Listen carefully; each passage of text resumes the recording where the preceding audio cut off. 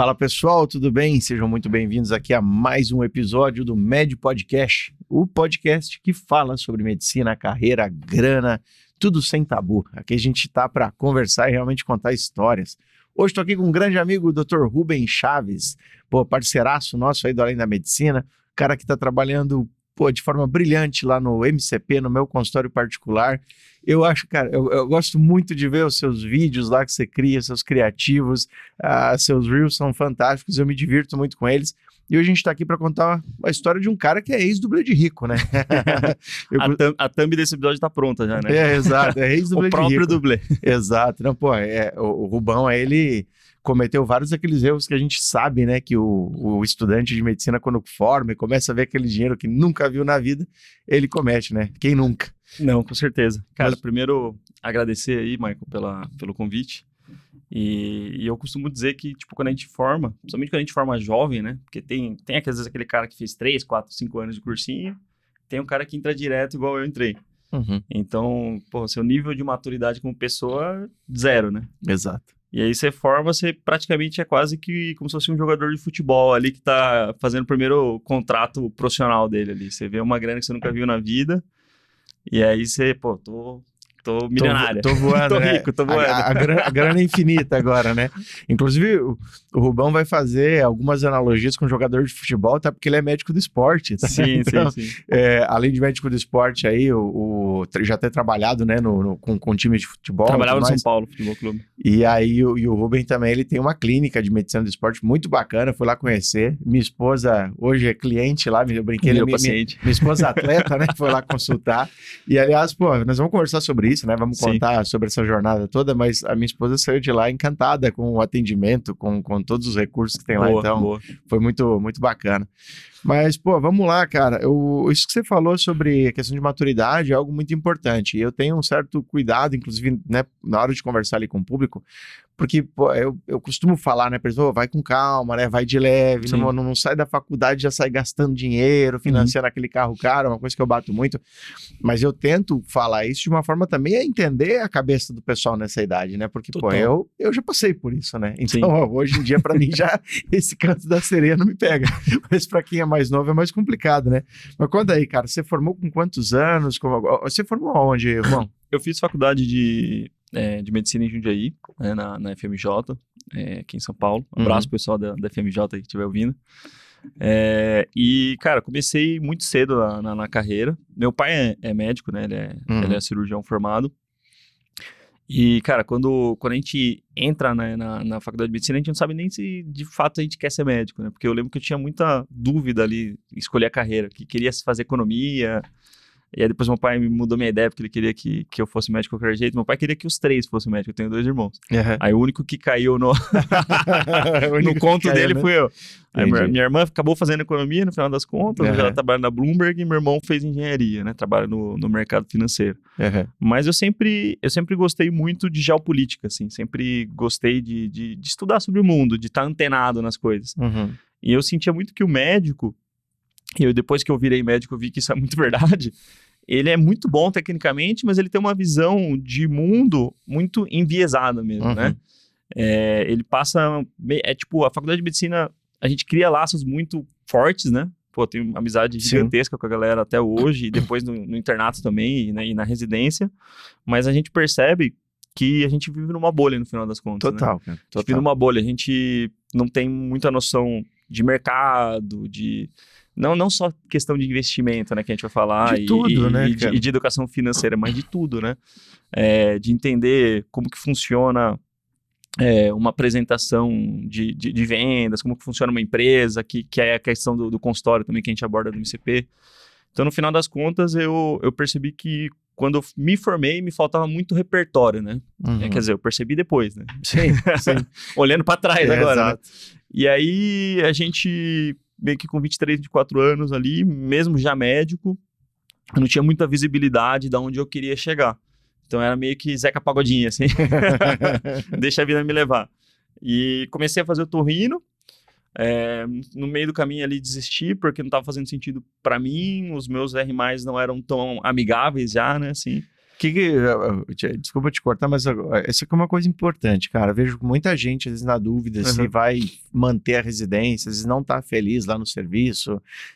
Vem muita gente no meu inbox mesmo, falando, poxa, não tá legal, eu não tô me encontrando aqui. Quais foram os motivos que te levaram a largar a otorrino? Assim, cara, você consegue elencar? Foi muito no começo, E mais uma vez, foi um pouco de influência do meu pai eu ter escolhido uma especialidade cirúrgica, só que mais light. Só que eu já sabia que eu não queria seguir o caminho dele, porque ele fez cirurgia oncológica. Entendi. É a primeira vez que eu lembro que eu entrei numa hemicolectomia, eu quase desmaiei. Falei, cara, não é pra mim. E no final das contas, eu sempre fui muito ligado ao esporte e eu sempre fui muito dinâmico. Eu sou uma pessoa um pouco inquieta, às vezes, assim. Então, pra mim, passar 3, 4 horas ali, tipo... Por mais legal que seja, comprar uma cirurgia, acho massa pra caramba, mas não era a minha pegada. E aí, quando eu entrei na otorrino, não completou nem 2, 3 semanas de residência, eu vi que não era pra mim, porque primeiro que os otorrinos, na época, eu via que eles estavam dando muito plantão de pediatria, assim, né? Não tava tão bem inserido, assim, demorava, né, pra tracionar na carreira. Entendi. Assim. E aí depois que eu descobri que pelo convênio, na época eu não tinha mentalidade de consultório, né? Mas eu nem imaginava, né, consultório. Pelo convênio, uma amida ela pagava 250, 200 reais. Aí eu falei, não, isso aqui é loucura demais. Isso aqui é roleta russa, né? Porque se for ver matematicamente, sei lá, 1% das crianças vão sangrar depois de uma amidolectomia, vai ter alguma complicação. Você se expõe a um certo risco, né? Sim. E aí, até para você calcular o valor de um procedimento, você tem que calcular o risco. É como se fosse uma seguradora, entendeu? Você calcular o prêmio. E aí, cara, em algum momento não fez mais sentido para mim. Foi bem cedo mesmo, pelo jeito, né? Foi bem cedo. E aí, na época, eu já tinha pegado plantão, já antes de entrar na residência, já estava formado, porque tem um span ali de dezembro até março, né? Que você fica aguardando o resultado e já estava no plantão ali, full ali, né? E sempre gostei de trabalhar, nunca fui um cara... Apesar de estudar muito, gostar da teoria, eu sempre eu tendo a ser um pouco mais prático do que teórico. Então, eu já estava numa pegada muito forte de plantão, e falei, pô, melhor eu vou acumular 1 ou 2 anos aqui de grana aqui, acumular, né? já vamos entrar nessa seara aí. E aí, cara, fiquei 1 ano estudando e depois eu descobri a medicina esportiva. Porque, na verdade, a gente não tinha essa vivência, né? Na faculdade, não tinha... Hoje tem liga, hoje tem várias coisas. A molecada já conhece, manda mensagem pra gente e tal. E é uma especialidade relativamente recente no Brasil. Começou em 2007, né? O primeiro ano de residência. E aí eu descobri, através de um colega da minha ex-namorada, que na época eu tava namorando, que ele era médico de esporte, trabalhava com clube e tal. Eu falei, pô, isso é animal, né? Porque eu sempre tive muito envolvido com esporte, né? Eu era jogador de basquete, joguei basquete durante a faculdade, pratiquei atletismo. E também por influência de meu pai, sempre pratiquei esporte desde a infância, assim. E aí falei, pô, que massa, dá pra trabalhar com... Dá pra seguir numa área que eu gosto. Porque assim, quando eu era, tipo, meio que adolescente ali, criança, entre 11, 12, 14 anos, eu comecei a jogar basquete e meu sonho na minha cabeça era ser jogador de basquete. Entendi. Mas primeiro que eu não tinha nem tamanho pra isso, né? Não, você é alto, mas não tanto. Não tanto. Cara, e é muito difícil, né? No Brasil a gente sabe que é complicado. E aí acabei optando pra ir pra medicina esportiva mesmo e hoje eu me encontrei, né? Cara, isso eu acho interessante, cara, que você falou, né? Aquela questão, poxa, fui influenciado, né? Talvez pelo pai, né? Para poder cair numa área cirúrgica, porém escolhi uma área mais light, porque, pô, entrei lá numa colectomia e foi um negócio que foi desgastante ali, né? Isso é um ponto importante, porque assim, o que eu vejo muito, assim, o pessoal chega e fala, não, eu quero a especialidade, aquela que vai me dar mais dinheiro, o que é um baita de um equívoco, né, porque, cara, não existe preço tabelado, a não ser de convênio, né, mas assim, não existe um negócio que, cara, me formei, me especializei em tal coisa, então eu vou ganhar X, né, isso vai, depender de tudo, como é que você vai levar sua carreira, como você vai entregar valor para o seu paciente, vocês falam muito disso lá no meu consultório particular, mas um ponto importante aqui que eu sempre bato nessa tecla é a questão de perfil. E não adianta você falar, cara, eu vou fazer, por exemplo, cirurgia plástica porque eu acho que dá muito dinheiro, e você péssimo, tem uma péssima noção de estética, você não gosta de ficar parado um tempão lá fazendo cirurgia, você não tem habilidade manual, e não que assim, de novo, você consegue treinar, né? São muitas coisas que você consegue aprender, você não vai precisar ser o artista para fazer, mas você tem que ter um mínimo de perfil. E um exemplo, assim, muito claro para que vocês entendam, por exemplo, cara, eu não poderia fazer neurocirurgia, por quê? Eu sou um cara extremamente inquieto, assim, eu sou um cara que eu preciso estar em movimento, eu sou um cara que eu preciso estar, assim, não consigo ficar muito tempo no mesmo lugar ali parado. Agora você imagina, você ficar às vezes 6, 8 horas ali no microscópio, cara, fazendo aquela... Não ia dar pra mim, cara. Então tem que ter muito foco, né? Tem que ser, exato. Então, então você tem que sempre, quando você pensar em questão de especialidade, não pensar só nessa questão de, essa daqui vai me dar dinheiro e tal. Pensa se você tem perfil pra isso, senão você vai ser infeliz e possivelmente não seja um bom especialista ali na área. Exatamente. É que a galera pensa muito a curto prazo, né? Porque a galera olha e enxerga as especialidades como se fossem potinhos de ações, ou sei lá. Exato. Tenta enxergar valores, né, nas especialidades. E aí o que eu sempre falo pra galera, que a gente atende muito especialista já formado, mas às vezes tem a gente até em transição de carreira. A gente trouxe até, por exemplo, o Paulo, que é um colega que fez oftalmo, e aí fez oftalmo de residência e depois fez medicina esportiva de residência. Então, mudou totalmente o escopo dele e tal. É uma coisa que você tem que pensar o que você vai conseguir sustentar ao longo de pelo menos 10, 15, 20 anos. E que vai até mais. E até mais, às vezes, né? Mas que minimamente te faça uma pessoa feliz, né? Que você trabalha com o que você gosta. E que tenha um match ali, né? Com as habilidades naturais que você já tem. E com o que te brilha os olhos também, no final das contas. Porque tem muita gente, por exemplo, que chega pra gente no meu consultório particular, que é médico de família, por exemplo, que é uma especialidade que tradicionalmente não é aquela coisa que... Eu nunca vi nenhum estudante que chega no primeiro ano de faculdade e quer ser médico de família, né? Ele se encanta depois, passando pelos estágios, né? E tudo mais assim, difícil o cara que chega já, né? Chega. Geralmente o cara chega com a ideia que quer ser neurocirurgião, cirurgião, não sei o quê. Isso, exato. Então a gente tem uma ideia muito romantizada, né, da medicina, muito platônica quando a gente começa ali nos primeiros 2, 3 anos. E aí depois a gente vai amadurecendo. Então eu acho que essa questão da especialidade é muito isso que você falou, né? Existir um match entre suas habilidades naturais e suas potencialidades, o que você faz de melhor.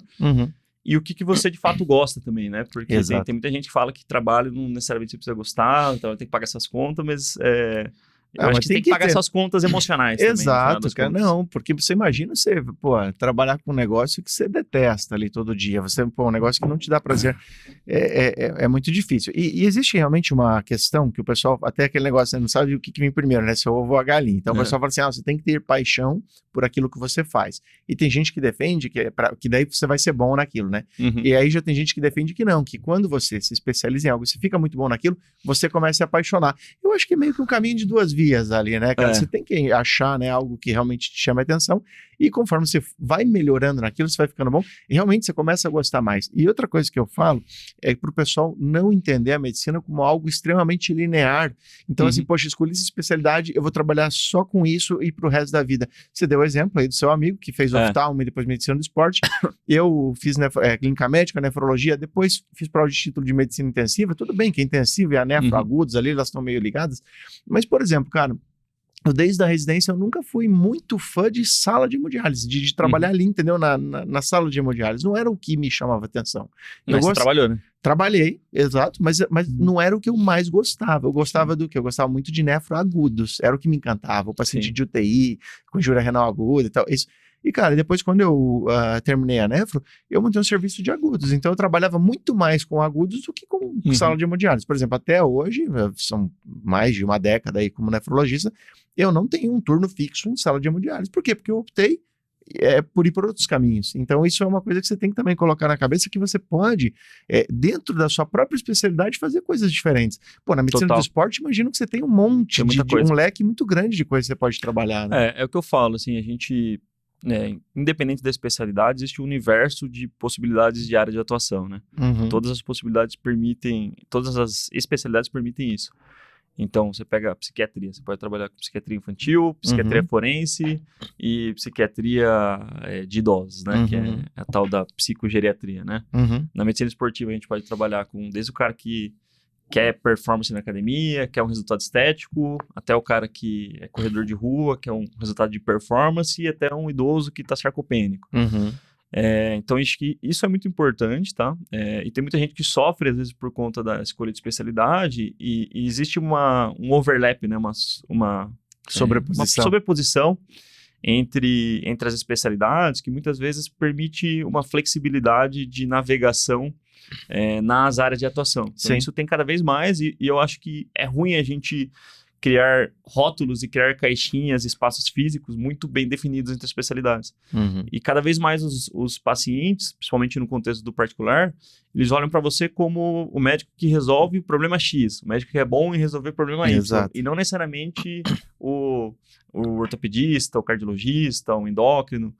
Então, eu percebo que, às vezes, a especialidade é uma questão muito mais de ego e de moral na rodinha ali entre os médicos, do que, às vezes, o real propósito que você tem, né, como médico, e você encontrar o que você gosta de fazer. Mas não é uma coisa muito óbvia. Eu acho que depois que a gente forma, a gente vai amadurecendo, né? A gente vai tendo um pouco essa questão da jornada do autoconhecimento, vai entendendo quem a gente é e que, de fato, a gente gosta e que não gosta. E eu acho que a gente precisa se experimentar um pouco, precisa viver um pouco de tudo para ver realmente, de tudo que eu já vivi até agora, o que os pacientes mais deram feedbacks positivos, o que eu tive maior resultado, o que tem me dado mais orgulho de tudo que eu estou conseguindo trazer de valor mesmo para as pessoas. E aí você chega ali num resultado que às vezes vai te apontar para um caminho que às vezes é o seu público-alvo, né? Que a gente fala dentro da medicina, que às vezes é difícil a gente enxergar isso. Muito legal, cara. Bom, eu quero voltar a um ponto aqui que você fala, que a gente brincou até no começo, que você já foi um dublezão, né? O Vitão que fala que você foi o dublê. Você foi o dublê, né? Pô, conta aí, você formou jovem, né? Pelo que você falou, você entrou direto na faculdade, já começou a trabalhar cedo. Como é que foi essa história? Foi assim, ó. Eu formei, e aí tem aquela história, né, que eu meio que saí da residência ali, e aí eu fiquei à deriva, assim, né? Entendi. Eu não tinha muita visibilidade, assim. Meus pais, eles nunca tiveram uma educação financeira, né? Acho que eu já contei essa história pra você, mas meu pai, ele é boliviano, filho de espanhol, então, assim, ele vem do menos 90, assim, só de ele ter virado médico já é, tipo assim, cara, baita passo vitória, ali, né? Ter formado os filhos dele. Então, ele não tinha muita noção, assim, de investimentos, de poupar, e sempre foi um cara que era muito apegado a imóveis, né? Sempre, e é muito a característica do médico. Minha mãe conheceu meu pai na Bolívia, mas ela tinha nascido na Argentina e acabou que o pai dela foi para lá e morou muito tempo lá, foi criada lá. E aí eles vieram para cá. E aí meu pai terminou a graduação dele na Unifesp, fez a cirurgia oncológica no AC Camargo e construiu a vida do zero. Chegou com praticamente um colchão aqui, né? Mas essa história é verdade, ele fala. Quando eu cheguei em São Paulo, tinha um colchão, aluguei um apartamento lá do lado da Praça da República, né? Um local bonito, mas não muito amistoso ali nos arredores. E aí começou do zero ali a vida dele, foi crescendo. Graças a Deus, a gente nunca passou necessidade, nunca teve problema nenhum. Aí depois que eu formei médico, eu tinha muito essa ideia de que eu precisava investir em imóveis, precisava comprar meu carro, ter meus bens. E aí eu fui, comprei uma Mitsubishi Lancer. No primeiro mês de formada. Primeiro mês? Pô, você nem esperou, Primeiro mês. E aí... Financiou? Com certeza, não tem como. Lógico, né? Lógico. Não, só perguntei pra provocar mesmo. Pagou duas, então, né? Não, nem terminei de pagar e já troquei. É loucura, assim. E aí, e aí hoje eu olho e falo, cara, eu nunca tive o carro, né? Eu sempre tive alugando, vamos dizer, o carro. Porque sempre era o banco e você pagava uma taxa pro banco, entendeu? Taxa mensal, né? Porque não era seu, né? Basicamente. Eu fui ter agora, faz os últimos 3, 4 anos. E aí, financiei esse lance aí. Aí você começa a entrar num mundo que você nunca pisou antes, né? Você meio que desbloqueia uma nova fase. Eu gosto de videogame muito, tipo, desbloqueia uma nova fase. Baita entusiasmo. Aí o que é a nova fase? Restaurante novo que você nunca foi, vinho novo que você nunca tomou. E aí você vai subindo os steps, só que é difícil depois pra você voltar, né? Exato. Você sai de 50 pila, vai pro de 200, cara. Acostumar com o que é bom você é vê fácil, esse contraste assim, é difícil você voltar. E aí, você não tem essa visibilidade de olhar e ver o que vai ser da sua vida daqui 5, 10, 15, 20 anos. Zero, assim, zero. E aí juntou ainda, aí o que foi a pólvora mesmo para o meu padrão de consumo meio desenfreado, meio maluco, foi que eu tinha acabado de terminar um namoro, né, com minha ex-namorada.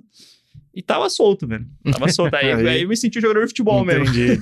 Aí foi o cara que acabou de fechar o contrato. Exatamente. Pô. Meu irmão também tava solteiro, então a gente ia muito pro rolê, assim, pras baladas aqui em São Paulo. E dá pra gastar bem, né, cara? Balada em São Paulo é caro. Aí depois eu acabei entrando num financiamento imobiliário junto com meu pai. Começou os imóveis. Aí era para ser uma casa que ele e minha mãe iam morar. E aí aconteceu coisa que pode acontecer com todo mundo, né? Eles se separaram no meio do caminho, aí teve que desfazer esse imóvel que já tava no meio do caminho, pago, aí, putz... Aí, para não perder muito dinheiro, quando você dá esse passo para trás, né, de um investimento imobiliário, você perde muito dinheiro. Sim. Aí eu inclusive porque até a lógica, né, de quando você financia um imóvel, por exemplo, é que nos primeiros anos ali, e bastante anos, né, você está praticamente pagando só juro pro banco, né? Você está meio que garantindo aquela segurança pro banco que a parte dele você vai pagar, né? Quando você vai ver o que você amortizou realmente do imóvel, é um negócio mínimo, né? E isso é uma ilusão que a galera cai muito, né? Estou pagando algo que é meu, né? Nos primeiros anos você está pagando basicamente juro para banco. É difícil, né? Assim, até pode existir um racional, de repente se você tiver uma grana boa pra você dar uma entrada maior, exato. Vale a pena. E vai fazer sentido para o que eu sempre falo, né? Você tem que, nem tudo na vida é matemática, né? Senão era muito simples você decidir, não vai financiar nunca. Mas assim, às vezes é uma questão de felicidade da família, às vezes você já tem uma grana, igual você falou, tem uma grana para dar aquela entrada, eventualmente vai conseguir quitar aquilo em menos tempo, vai dar um gás ali para quitar, e cara, assim, sua família quer ficar ali para sempre, quer morar naquele lugar, é o que vai trazer beleza, cara, vai lá, a vida não pode ser também só números, né? Mas o que eu falo, sempre tentar tomar as escolhas da forma mais inteligente possível. Exatamente. Né? E era um ímpeto muito grande, né? Quando a gente começa a trabalhar. E cara, eu gostava de trabalhar. Eu gostava de dar plantão, por mais que era PS, e ainda dava. A gente já contou aqui com o Vitão, a gente já deu plantão em várias locais, assim, que não tinha tanta estrutura, já passamos bastante perrengue e tal. Mas a gente gostava e, cara, só do fato também de eu poder estar ajudando minha mãe. Tipo, meu irmão e minha mãe não estavam formados. Pô, dei uma ajuda ali pra eles. Hoje eles estão super bem, graças a Deus. São coisas que a medicina proporciona que é legal. Só que no final das contas, a moeda, né, oficial do médico recém-formado é o plantão, né? Você conta tudo por plantões, né? Você não conta por reais, né? Não. Quantos plantões vou ter que dar pra pagar isso aqui? Essa parcela aqui é o mesmo plantãozinho. Só mesmo plantãozinho. E, cara, eu dava clássica. 40 plantões por mês. Meu Deus do céu. 40, assim, tipo, tranquilo, assim, 30, 40. Vivia no hospital, assim. Eu fiz muito também. Essa época eu fiquei gordo, cheguei quase a 100 quilos. Bati 3 dígitos, praticamente. Caramba. E eu era um cara que sempre fui muito ativo. E aí, em algum momento, cara... Depois que passou um ano ali e tal, e aí eu entrei na residência. Quando eu entrei na residência, eu tomei um baque, assim, um golpe. Que falei, caramba, agora eu tô pobre agora.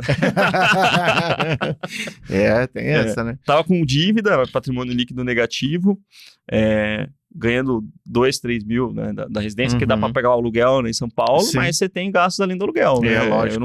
A gente não faz fotossíntese, infelizmente a gente tem que comer, a gente tem que viver. Parece que ainda o residente precisa comer, né? O residente ainda não consegue, ainda não adaptaram ele pra isso. Ainda não. Mas se adaptarem, não duvida não que os caras vão pra essa linha. Mas... No final das contas, eu entrei na residência, cara, tinha uma BMW, né, que eu tinha conseguido, depois que eu troquei o Lancer, não tinha acabado de pagar, mas aí eu peguei uma grana, quitei e adquiri uma nova dívida da BM. Era uma BMW é clássica, hein? Uma 125. Não, e é uma M, não era uma 320. Tinha uma M. O cara meteu louco mesmo. Era uma M-Sport, e aí essa dívida que eu tinha do apartamento que eu tinha comprado com meus pais, a minha parte foi para um imóvel que era da mesma construtora, né, que era da Tecnisa na época, foi para um imóvel lá em Alphaville. Então eu entrei na residência com uma BMW financiada e imóvel em Alphaville. Meu Deus, aí comercial ainda. Esse era dublê, hein? Caceta, E aí eu lembro que eu cheguei, cara, no primeiro dia um dos primeiros dias, assim, de residência, a gente tem bastante estágios práticos, né, na medicina esportiva. Aí tinha um lá em São Bernardo, na Arena Caixa. Aí eu entrei, estacionei lá e tal. Os caras acham que você é jogador de futebol. O chefe olhou assim e falei, cara, o R1 tem um carro melhor que o meu, pô. Aí falei, pô, não vale, né, esse prazer, mas assim, totalmente sem visão, né? Assim, Exato. E é uma coisa que, não que a gente não deva ter, em alguns momentos, objetos materiais que tragam algum sentimento pra gente. Acho que todo mundo tem seus hobbies. Lógico. É que a gente tem que ter uma visibilidade que a gente tá antecipando uma coisa que vai custar caro pra gente, né? Exato. Antecipando uma coisa que vai custar caro.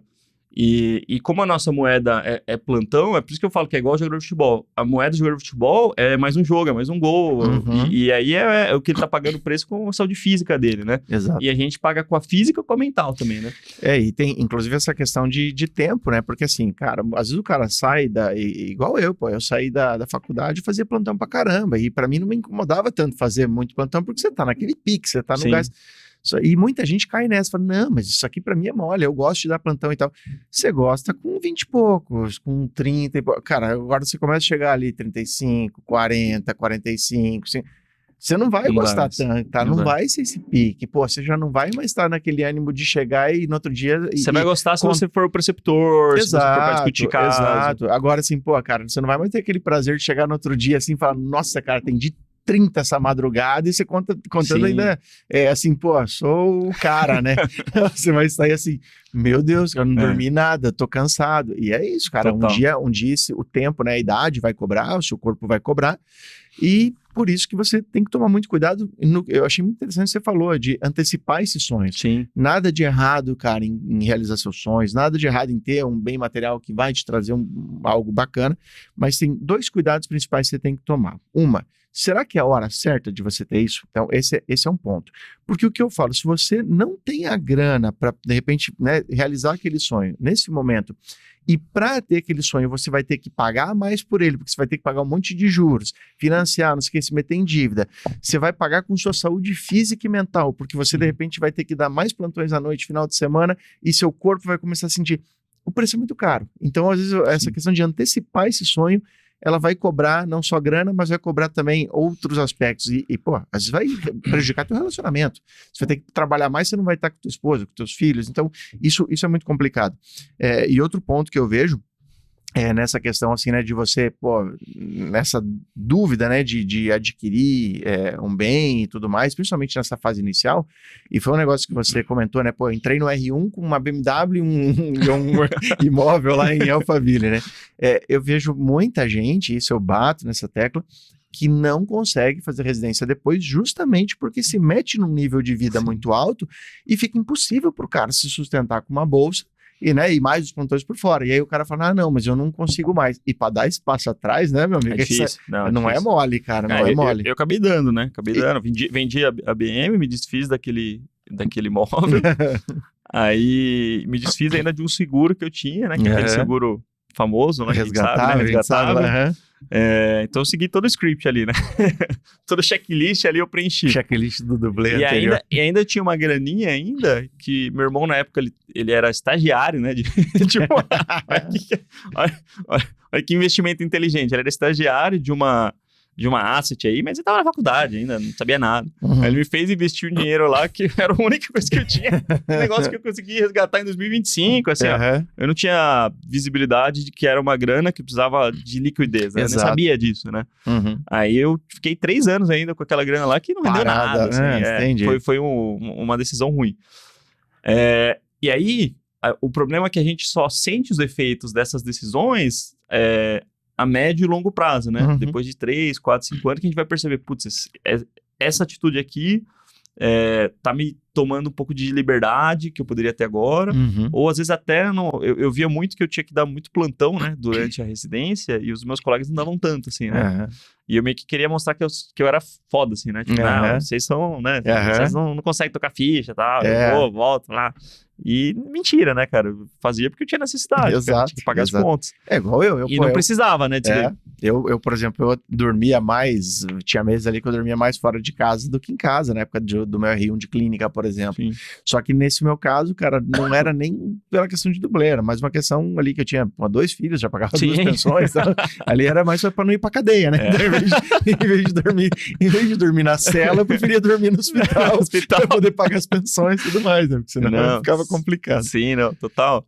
E aí que eu comecei a ter uma visão, durante a residência, de que existia uma coisa que chamava ativo. Que até ninguém tinha me apresentado, né? Isso aí, que é uma coisa que pode gerar valor no futuro para você. Exato. E que não vai pagar suas contas no momento, mas que é uma coisa que vale a pena você investir. Uhum. E aí a questão dos próprios investimentos, né? Que eu comecei a entender um pouquinho mais, aí eu abri minha conta na XP ali e tal. Você começa a fazer os movimentos e tal. E comecei a ter a visibilidade que existia uma maneira mais inteligente de ganhar dinheiro na medicina, que era o consultório particular. Sim. Né? E aí ele une várias coisas, não só a questão de valor hora maior, né, que você recebe do consultório particular, mas de você trazer uma solução mais inteligente pro paciente e de sair um pouco dessa esteira de precarização que existe da saúde, principalmente na medicina de grupo, né? Que existe uma forte pressão, né, dos grupos hospitalares, né? Que nada mais que são empresas e a maior parte deles são listados, né? Então, imagina, o investidor coloca dinheiro lá, é uma maquininha de dinheiro para ele quer tirar com algum lucro, né? Os caras vão ter que, em toda apresentação de resultados, eles vão ter que mostrar que eles estão aumentando. Tem que mostrar que eles estão aumentando, que eles têm saúde financeira. Exato. Mas isso, para mim, não necessariamente é um antagônico com relação à qualidade dos prestadores de serviços, né, qualidade de vida, mas algumas empresas não têm essa filosofia, né? Eu vejo que cada vez mais existe uma forte pressão em aumentar o volume para conseguir aumentar o número de vidas, isso se refletir ali no maximizar, né, o LTV por vida ali das pessoas. LTV, para quem não sabe, Lifetime Value, é aquilo que o cliente, né, de uma empresa, ele vai pagar para você ao longo do tempo, né? Exatamente. Então, esse é Exatamente. Enquanto você tiver o LTV. Enquanto ele estiver no ciclo de relacionamento com você ou com a empresa. E aí a gente via que muita gente estava ficando doente, e é uma realidade isso. As pessoas estão doentes hoje por conta de modelos de trabalho que são bastante tóxicos até para os médicos, assim, né? Não existe um reconhecimento, né? Não existe uma cultura de empresa, existe uma pressão cada vez maior para você atender um maior volume de pacientes num determinado período de tempo. Então, as regras dele, né? Você não pode determinar, tipo, vou atender o paciente em 1 hora. Não existe isso, não pode. Como, isso não é uma opção. Exato. E até porque, e mesmo que você, né, por exemplo, pense em fazer isso no seu consultório, mas atendendo convênios, você não consegue dar conta da demanda, porque aí chega aquela demanda e aí você tem que ganhar no volume, porque o convênio às vezes pode te pagar ali R$100 mais um retorno, no final das contas vira 50, mas mais o que você gastou de material e aí todos os gastos que você tem no consultório, é um negócio que vira em muito pouco. Então o cara acaba ganhando volume. Isso prejudica o trabalho dele e prejudica o paciente. O paciente também, total. Né, o paciente é o mais prejudicado de exato, todos. Exato. Porque ele encontra eu costumo dizer que o ato de curar, né? Porque a gente, teoricamente, está aqui para curar as pessoas ou para minimizar, né? E gerar bem-estar, né? Sim. Isso está lá na cartilha da OMS lá. Ele é muito mais do que você dar o diagnóstico e o tratamento certinho para a pessoa. Então, você precisa ter uma conexão, você precisa ter um relacionamento médico-paciente. A pessoa precisa sentir segurança em você e ela tem que tirar dúvidas, né? Exato. E o consumidor moderno, ele tá muito mais empoderado hoje de informação. E tem muito mais do que achar isso ruim. Porque o paciente já vem querendo mostrar que... já viu no Google. Viu no Dr. Google. Eu sempre falei que ótimo que o paciente se interesse pelo problema dele, cara. É bom porque, assim, quanto mais entendimento você tem sobre o assunto, mais você engaja, mais você adere. Igual as finanças. Se o médico... Por isso que existe o Finanças Dominadas, né? Jabazinha. Jabazinho aqui. Porque quanto mais o médico entender sobre o assunto e maior nível de consciência, maior vai ser a adesão dele. Com certeza. E vai começar a existir um feedback positivo, né? Porque quando você cria essa conexão neural de que, você coloca do dinheiro lá todo mês, você vê o bolinho crescendo e você entende que no futuro isso daí vai ser muito bom pra você, vira meio que um vício do bem, né? É isso que eu brinco, né? Vira tipo um joguinho de videogame, né? Você quer passar de fase, você quer chegar a tanto, agora eu quero ter tanto em dividendos, você quer... Então, isso é realmente, cara. E é o que você falou, é muito real, né? Quanto mais a pessoa tem aquele conhecimento, mais ela vai aderir e vai engajar. Total. Sobre essa questão de Google, cara, eu lembro que eu também achava muito estranho quando os colegas reclamavam, diziam, o cara fica procurando procurando no Google. Eu achava ótimo, porque o paciente vinha, e às vezes ele vinha já para tirar algumas dúvidas, e aí a diferença entre você criar essa conexão, porque eventualmente ele achava uma informação errada, né, que não era uma informação validada cientificamente, e vinha. E aí eu mostrava para ele e explicava durante a consulta por que aquela informação não estava correta e inclusive mostrava isso de forma científica também, né, para que ele entendesse. E é muito legal de você ver o paciente confiando em você, né? Ele entende aquilo que você está falando. E é o que você falou, né, cara? Tem muito essa questão de dar atenção, de resolver as dúvidas do paciente. Hoje o paciente vem com muita dúvida. Se você olha lá, por exemplo, eu fechei consultório, né, esse ano, mais por conta dos projetos que a gente está tocando. Mas se você olha lá nas avaliações que eu tenho na internet lá, tem bastante avaliação. Graças a Deus, todas positivas. Mas, cara, eu até um dia conversei isso num podcast. Assim, acho que a palavra que mais aparece lá é atenção. Foi no de vocês. Foi no de vocês. Foi no verdade, Dr. Ali, a gente abriu. Vitinho abriu, verdade. Foi isso mesmo. Mas a palavra que mais tem lá é atencioso. Então, cara, você veja, o paciente ele quer atenção, cara. Ele quer chegar lá, ele quer que o médico escute, entenda o problema dele, porque às vezes o cara vai lá com um negócio, o médico nem dá bola para aquilo e nem resolve, né? E aí esse é um problema grande. Eu tem uma frase que eu gosto muito, que para mim resume muito a pegada no consultório particular, que o paciente ele pode esquecer o seu nome, eventualmente ele vai esquecer, pode esquecer onde você formou, pode esquecer sua faculdade, sua especialidade, ele pode esquecer o diagnóstico que você deu, o tratamento, mas ele não esquece o jeito que você o fez sentir. Exato. Isso aí é batata, cara.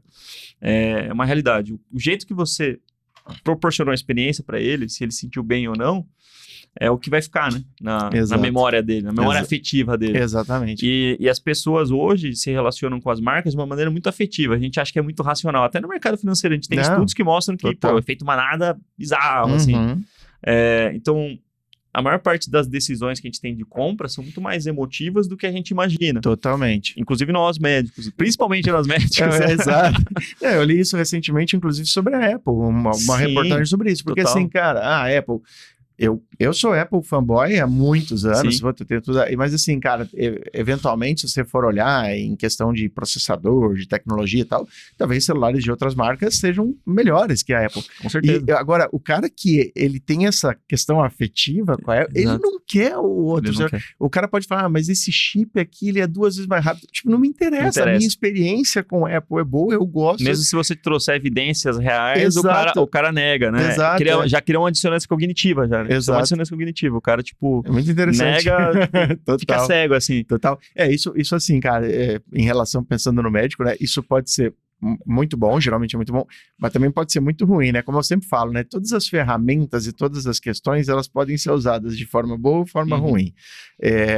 Eu brinco, né? Que um machado, ele pode ser usado por um bombeiro para arrombar uma porta e salvar alguém, como pode ser usado por um ladrão para arrombar uma porta e roubar, né? Exatamente. O Instagram pode ser usado para você consumir conteúdo de valor de algumas pessoas, como pode você fofocar a vida dos outros. Exatamente. E essa questão dessa capacidade, né, de gerar um bem-estar afetivo no paciente, por um bom médico, isso é muito bom, porque ele vai, né, realmente melhorar a vida das pessoas, mas daí para um picareta também é muito ruim, porque aí o cara vai confiar, né, cara, às vezes naquela questão errada e isso vai acabar prejudicando muito o paciente. É igual a medicina, né? Tem remédios que, numa certa dose, são terapêuticos e numa certa dose pode matar a pessoa, né? Então, tudo tem um efeito colateral, né? Inclusive, o que a gente vive no dia a dia, fora da medicina. Mas isso é muito real mesmo. A gente percebe que na prática tem alguns picaretas que infelizmente utilizam técnicas de rapport, que são técnicas que a gente prega dentro, né, do MCP. Se você usar de maneira justa, se você tiver um bom produto, que é uma boa formação técnica, e você conseguir juntar essas duas coisas, é o melhor dos mundos, né? Você vai ter um impacto absurdo na vida do paciente, vai ter resultado, que é o que importa, e o paciente vai ter uma percepção de valor muito grande porque você adicionou camadas de experiência ali no seu produto bruto. Agora, você pega uma pessoa que às vezes nem tem informação e que vende e que sabe ter habilidades de persuasão, de oratória, que conecta com a pessoa, ele pode sim ter um resultado inicialmente, mas não é uma coisa que se sustenta. Isso é curto prazo, exatamente. Vem de uma vez só, né? Exato. É igual o cara que vai lá, né, no mercado financeiro, tem muito não, eu vou prometer aqui que você vai ganhar dinheiro fácil, rápido, não sei o quê. ele vem de uma vez essa promessa, né? Porque daí ele chega lá e isso não se sustenta e depois ele vai só queimar o nome. Exatamente. Você falou do MCP, só para o pessoal que está ouvindo aí, de repente ainda não teve contato, o MCP é o meu consultório particular, é um projeto bem legal, a gente vai chegar nesse ponto aí, que o Rubem tem tocado, de forma muito brilhante ali, junto com o Vitor. Mas antes do MCP, cara, eu queria te perguntar, você tem, além dessa questão, né, desse projeto no digital que vocês têm, você tem um case muito legal físico, né? Sim, eu visitei sua clínica, minha esposa foi lá, saiu encantada. Inclusive tá lá fazendo fisioterapia agora. Beijo pra Julie. E aí, cara, é o seguinte, assim, já na residência você pensou em empreender, em ter algo particular? Porque, assim, normalmente, não, talvez, eu não sei se é essa a realidade mesmo, mas talvez o médico do esporte, ele entre pensando, não, eu quero ser contratado por um grande clube, eu quero, né, às vezes fazer alguma outra coisa. Que aconteceu comigo, né? Então, vamos lá, me conta essa história aí, cara. São duas coisas, né, que me motivaram para começar a pensar no consultório e começar a agir nessa direção. Primeiro foi toda essa série de dublezadas, né, que eu fiz, que eu acabei de falar. E aí eu percebi que eu precisava investir em ativos e para mim ficou muito claro que a primeira vez que eu atendi um paciente particular, que eu ganhei o valor que eu teria que trabalhar 3 horas para ganhar no pronto-socorro, eu falei, cara, isso aqui, se eu conseguir amplificar isso aqui, né, se eu aumentar a oportunidade de negócios aqui, de gerar mais pacientes, né, pode virar um negócio que me tira do plantão. E não que a gente não gostava na época, mas não existe uma perspectiva de aumento, porque a gente vê que nos últimos 10 anos, o médico perdeu o poder de compra, né? Se o cara depende exclusivamente de convênio e plantão, tem alguns convênios, que eu não vou citar o nome aqui, mas que estão diminuindo, inclusive, a tabela. Sim, né? sim. Então isso era uma preocupação. Recentemente, né? Recentemente. Foi um negócio de... Foi 30%? Alguma 30%, coisa assim? 25%. Nossa, foi um todo o Brasil isso aí. E, cara, é perigoso isso porque, claro, a gente não pode reclamar, né, do salário do médico no contexto de Brasil, mas ao mesmo tempo a gente entende que a gente tem todo o direito de ter uma mentalidade expansiva, de querer prosperar, né? E o brasileiro é um pouco assim, né? Que, tipo, o rico é o cara errado, né? Isso, exato. O cara, às vezes até associado com adjetivos ruins, né? Exato. É um tabu, né? Isso é um tabu. E aí eu percebi que eu precisava, para sair um pouco desse ciclo vicioso que eu estava vivendo, eu precisava entrar num ciclo virtuoso. E talvez começar a investir nesse ativo faria muito sentido. E uma outra coisa que me preocupava era que, pelo fato da minha especialidade ser até então relativamente nova, né? Isso foi em 2016 que eu entrei na residência, ali 2015 para 2016. Eu olhava para muitos colegas que eram médicos de esporte já formados, meus veteranos, e infelizmente eles estavam dando muito plantão ainda, eles estavam muito bem estabelecidos. Então isso acontece não só com medicina esportiva, mas com várias especialidades, meio que vira um hobby, assim, né? Exato. Às vezes o cara não consegue se estabelecer, por mais bom tecnicamente que ele seja, ele não consegue se estabelecer pro mercado ali, né? E aí eu comecei E cada vez mais comum isso, Cada vez mais comum. E aí eu lembro que eu morava com o Vitor, né? Na época a gente... Quer dizer, ele morava comigo, né? Quartinho do Harry Potter, né? E aí, na época... E aí tinha um outro colega nosso, que era o Eduardo, que voltou hoje para Blumenau, né? Um abraço pro Eduardo. E aí a gente tinha uma mentalidade de que a gente precisava começar a se mexer e não esperar a gente se formar para começar a pensar em consultório. Porque senão, cara, a gente ia formar com uma mão atrás e uma na frente e acabou. E aí eu sempre gostei da parte de alto rendimento, por sempre estar muito... conectado e relacionado com o esporte. E aí, durante ali o R2, o R3, eu comecei a atender alguns atletas amadores no SET, né, na medicina esportiva, de graça. Tinha um ambulatório dos residentes. E ali foi meio que o meu MVP ali, entendeu? Entendi. Eu fui testando, ver o que dava certo, o que não dava. E de fato ali é um momento que não é lucrativo, né? E aí é uma outra armadilha, porque o médico... Às vezes ele começa o consultório na expectativa que vai ser uma caixinha de dinheiro igual ao plantão, né? Você vai, bate o ponto lá, fica 12 horas, você sai, você tá R$1.300 mais rico, né? Exato. Ou 1.400, 1.500, sei lá.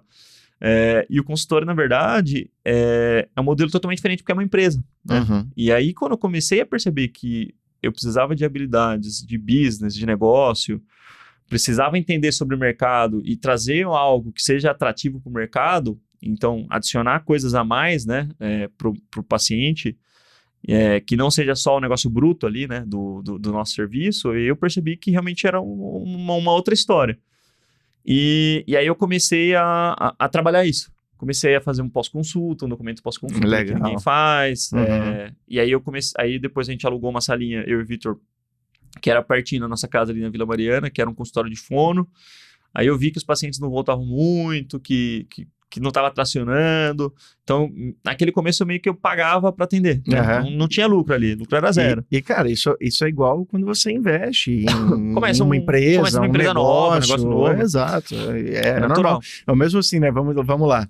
Pô, vou investir em ações, vou investir no mercado financeiro. Sim. Você colocou seu dinheiro lá e no começo, eventualmente, você vai demorar para aquilo. Às vezes dá uma semana, o cara tá lá menos 3%. Isso aqui não dá dinheiro. Exato. Então, cara, é todo aquele ciclo de amadurecimento, né, desse investimento aí. E aí eu percebi que eu fiquei ali um tempo meio frio no consultório, porque eu meio dei uma desanimada. Falei, cara, acho que quer saber, eu não sou tão bom nisso aqui. Aí, ao mesmo tempo, o meu chefe me chamou para trabalhar em São Paulo, ali do R2 para R3, comecei a trabalhar em Cotia, na base. Comecei a ir em algumas... Time de futebol de São Paulo. Time de futebol, né? Da base, né? Aí comecei a ir em algumas convocações da CBB, Confederação Brasileira de Basquete, fiz Olimpíadas no Rio, comecei a me envolver mais com... Eu fui para as Olimpíadas no Rio também. Massa. A gente podia ter se conhecido lá. Verdade. E aí, cara, eu fiquei lá na Arena Carioca, no basquete, e na Policlínica, na Vila Olímpica. Então foi uma experiência, assim, animal, assim.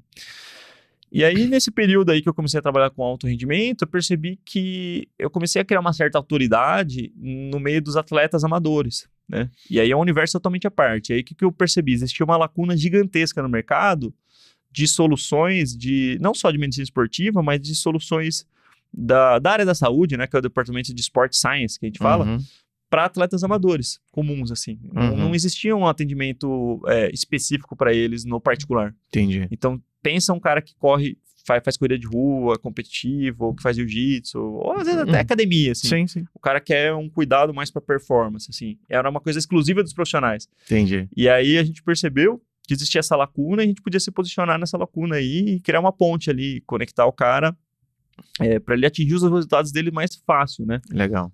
Tanto no intuito de reabilitação, que é o que eu trabalho mais hoje, né? Esportiva, reabilitação de lesões relacionadas ao esporte, quanto no intuito de performance. E aí foi quando eu comecei a atender no meu chefe, e aí eu vi que mudou o jogo, porque meu chefe já tinha um consultório que ele é médico de São Paulo até hoje, né? O Tadeu. Que, cara, era animal, era um consultório que já tinha uma temática toda esportiva. Entendi. Tinha os troféuzinhos ali de São Paulo. O ambiente já era ali propício. Já era propício. E aí eu comecei a atrair muito corredor de rua, triatleta, nadador. Legal. E aí começou a dar certo. Aí realmente já comecei a sair ali do 0 a 0. Isso aí deu 2 anos depois, né?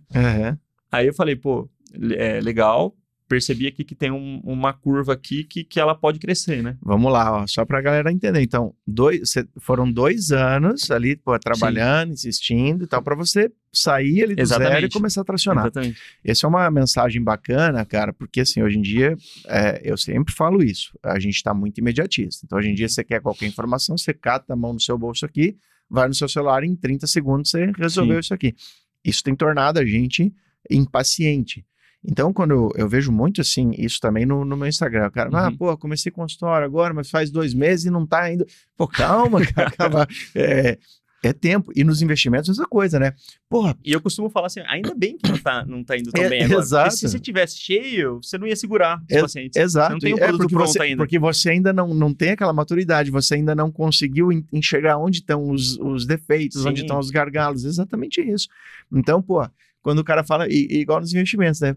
Mas que eu coloquei aqui meu dinheiro em ações, né? Fundos imobiliários, mês passado, e fui ver esse mês, caiu 1%. Será que eu tiro? Eu falo, cara, você tem que investir para 20 anos, não para 1 mês, né? Então isso é muito engraçado. E no consultório, né, na carreira do médico, parece que tem muito isso. Às vezes o cara, ele quer, né, esse imediatismo. E o que eu acho muito estranho, porque, pô, o cara viu que ele demorou 6 anos para, né, para fazer ali, para terminar a faculdade de medicina. Isso quando não demorou mais uns anos ainda para conseguir entrar, né? Aí na residência, eventualmente, pô, se não entrou direto, ele demorou mais 1 ano, 2 vezes para entrar na residência. Aí mais 4 anos de residência, 3 anos, 5 anos, dependendo da residência que for. Pô, e aí quando o cara faz tudo isso para chegar nessa formação e ele quer que o consultório tracione em 1 mês, 2 meses e... Não, mas sabe por que acontece isso? A média salarial, isso aí tá descrito na demografia médica do médico no Brasil, acho que é R$18.000. É 20 isso, mil, assim, no em cidades estudo grandes. da AFIA lá, inclusive. Isso, 18 a 20 mil reais. Isso. Isso é muito bom, né? Você não vai falar mal disso, pô, né? Excelente. Mas eu acho que é ruim também. Eu acho que é ruim, porque o cara se acomoda esse padrão de vida e o cara... Entendi. E muitas vezes o consultório você tem que dar um passo atrás, entendeu? Exato. Porque você vai ter que dedicar horas, abrir horas da sua semana para você desenvolver um produto que vai te trazer lucro. E não tô falando nem muito a longo prazo, não. A médio prazo. 2, 3 aninhos ali. Que passa rápido, entendeu? Sim. Vai passar de qualquer jeito. Cara, eu costumo falar isso. O cara fala assim, não, mas é 2 anos. Eu falei, cara, daqui 2 anos, quando você chegar e olhar para trás, falar, pô, devia ter feito, porque passou igual. Passou de qualquer jeito, exato. Os 2 anos passaram igual, exatamente. E aí o cara tem muita dificuldade de dar esse passo para trás e abrir mão do que ele tá ganhando hoje, entendeu? Isso entra muito parecido com aquela questão de residência, né? O cara fala, pô, mas eu tô ganhando aqui no, né, fazendo plantão. Tudo, né? Por que eu vou, né, fazer residência, ganhar uma bolsa e tal? Mas o cara não pensa a médio e longo prazo. Não pensa a médio e longo prazo. O cara quer, tipo, o prazer imediato, né? Exato. Pra tudo. É a mesma lógica de perder peso, por exemplo. Vou comer essa pizza aqui, tô nem aí, vou comer todo dia aqui. Isso.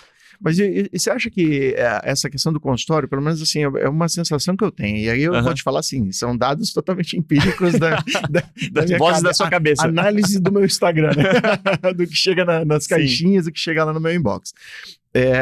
Acho que tem muito essa questão que você falou, de dar um passo atrás e o cara de repente, poxa, eu podia estar dando um plantão, mas agora eu não posso, tô tendo que, né, ficar aqui, por exemplo, um dia no consultório e tô ganhando menos. Mas... muito que eu vejo, cara, e não sei se você vai concordar comigo, é medo. E aí eu vejo muito assim, sim, poxa, e principalmente das mulheres, cara. Então, tem mulher que fala assim, poxa, não, mas é que eu tenho esse emprego aqui, é público, eu tenho um concurso CLT aqui, e tal. E que às vezes, cara, tipo assim, nem é grande coisa, entendeu? Mas é que ela vai ter aquela sensação de, não, mas é que isso aqui é o meu garantido, né? Eu tenho medo de ir pro consultório e daí não dá certo. O médico tem muito essa ideia de entrar num vínculo público, né? Concurso, e aposentar e ter aposentadoria desse vínculo, não vai ter, né? Se você confiar que você vai se aposentar dependendo do governo, você vai passar fome. Eu fui concursado, né? Fui concursado... Quando eu formei, eu entrei como plantonista clínico, depois eu mudei meu vínculo para médico do esporte, que eu trabalhei na Secretaria de Esporte de Caieiras. Fui concursado durante 7 anos. E aí eu vejo que tinha caras, quando eu entrei, tinha caras que já estão há 10 anos e ainda hoje continuam lá, já estão tipo 20 anos. Já. Exato. E meu pai é funcionário público até hoje. Não tem nada de errado. Não, de forma alguma. Inclusive, sim, esse é um ponto pra gente conversar aqui, cara. Não é todo mundo que tem perfil para empreender. Não é todo mundo que tem perfil para fazer coisas diferentes. Tem gente que tem perfil para ser concursado e não tem nada de errado nisso. Precisa, né? Alguém tem que trabalhar nas prefeituras. Exato. E outra coisa, assim, tipo, você pode, inclusive, em alguns períodos da sua vida aquilo pode fazer sentido, em outros não. Sim. Tudo bem você largar um concurso porque, de repente já não faz mais sentido para você. Como tá tudo bem você ficar a vida inteira como concursado. O que eu sempre peço para o pessoal tomar um cuidado é para não cair na besteira de achar que porque você é concursado, porque você tem aquele CLT lá, que você está garantido pro resto da vida e você não precisa cuidar de outras coisas, de pensar em fontes de renda, de pensar em investir, em cuidar do seu dinheiro. Então isso é uma coisa que tem que tomar um certo cuidado. Mas você sabe que eu fiz concurso, passei em primeiro lugar em alguns concursos, cara. Inclusive eu fiz um concurso, foi muito engraçado. Eu estava no meu R1 de nefro e eu fiz um concurso para médico nefrologista. E eu fiquei em primeiro lugar. E inclusive, tipo... Um abraço aí não vou falar o nome do meu chefe, mas ele ficou atrás de mim. Tinha prova de conhecimentos gerais também, eu tava afiado. O concurso cai, tipo, português, né? Exatamente. Eu gabaritei em português. Boa. Não, fui bem na nefro. E aí... Você é autor, né, de livro? Né? Exato. Então, cara, beleza, vamos lá. Aí eu fiz concurso, e depois fiz concurso... Fui professor durante um bom tempo, ali uns 4, 5 anos ali na Universidade Estadual. E aí eu passei num concurso em primeiro lugar, para professor de medicina intensiva. E, cara, na época, o que aconteceu? Eu tinha que escolher ou trabalhar com empresa de medicina intensiva e prestar serviços ao hospital, ou eu tinha que simplesmente ser professor. E para mim não fazia nenhum sentido, cara. Até por questão de ganhos, porque eram menores, né? E por questão que, para mim, o que importava era resolver o problema dos pacientes. Eu fazia isso muito melhor com minha empresa médica. E aí eu lembro que eu não assumi o concurso. Teve gente que me chamou de louco. Você é louco, é um concurso do Estado, uma coisa que todo mundo quer. Então eu falei, não é para mim, cara. Eu larguei o meu também. E tudo bem, não tem nada de errado. Mas eu te falei, então, essa questão do medo. Vamos voltar ali no assunto. O medo de começar o consultório, porque, poxa, vai que não dá certo. O que você me diz disso aí, cara? Cara, acho que é uma coisa muito individual, né? Cada um tem os seus gatilhos, né? Sim. Tem gente que vai ter medo do fracasso. Tem gente que não tem medo de largar o concurso, é medo do fracasso. O cara, às vezes, não nem dá o primeiro passo, porque ele já imagina, pô, o que as pessoas vão pensar de mim se eu começar a me expor no Instagram e daqui um ano não deu certo? Isso é uma coisa que, às vezes, eu me pegava assim também, né? Pô, será que eu vou ficar me expondo tanto assim? Vai que não dá certo e a galera me julga, né? Mas isso tá muito mais na nossa cabeça do que na cabeça dos outros, Exato, né? Exato. Eu vou te falar assim, né, cara? Eu escutei isso recentemente também, de alguém bem próximo. Ah, poxa, mas é que eu fico com medo de começar porque eu tenho medo de não ter sucesso. E aí, o que eu falei pra ele? Eu falei, cara, você já percebeu que você já fracassou? Porque você nem começou, você já desistiu antes de começar, então...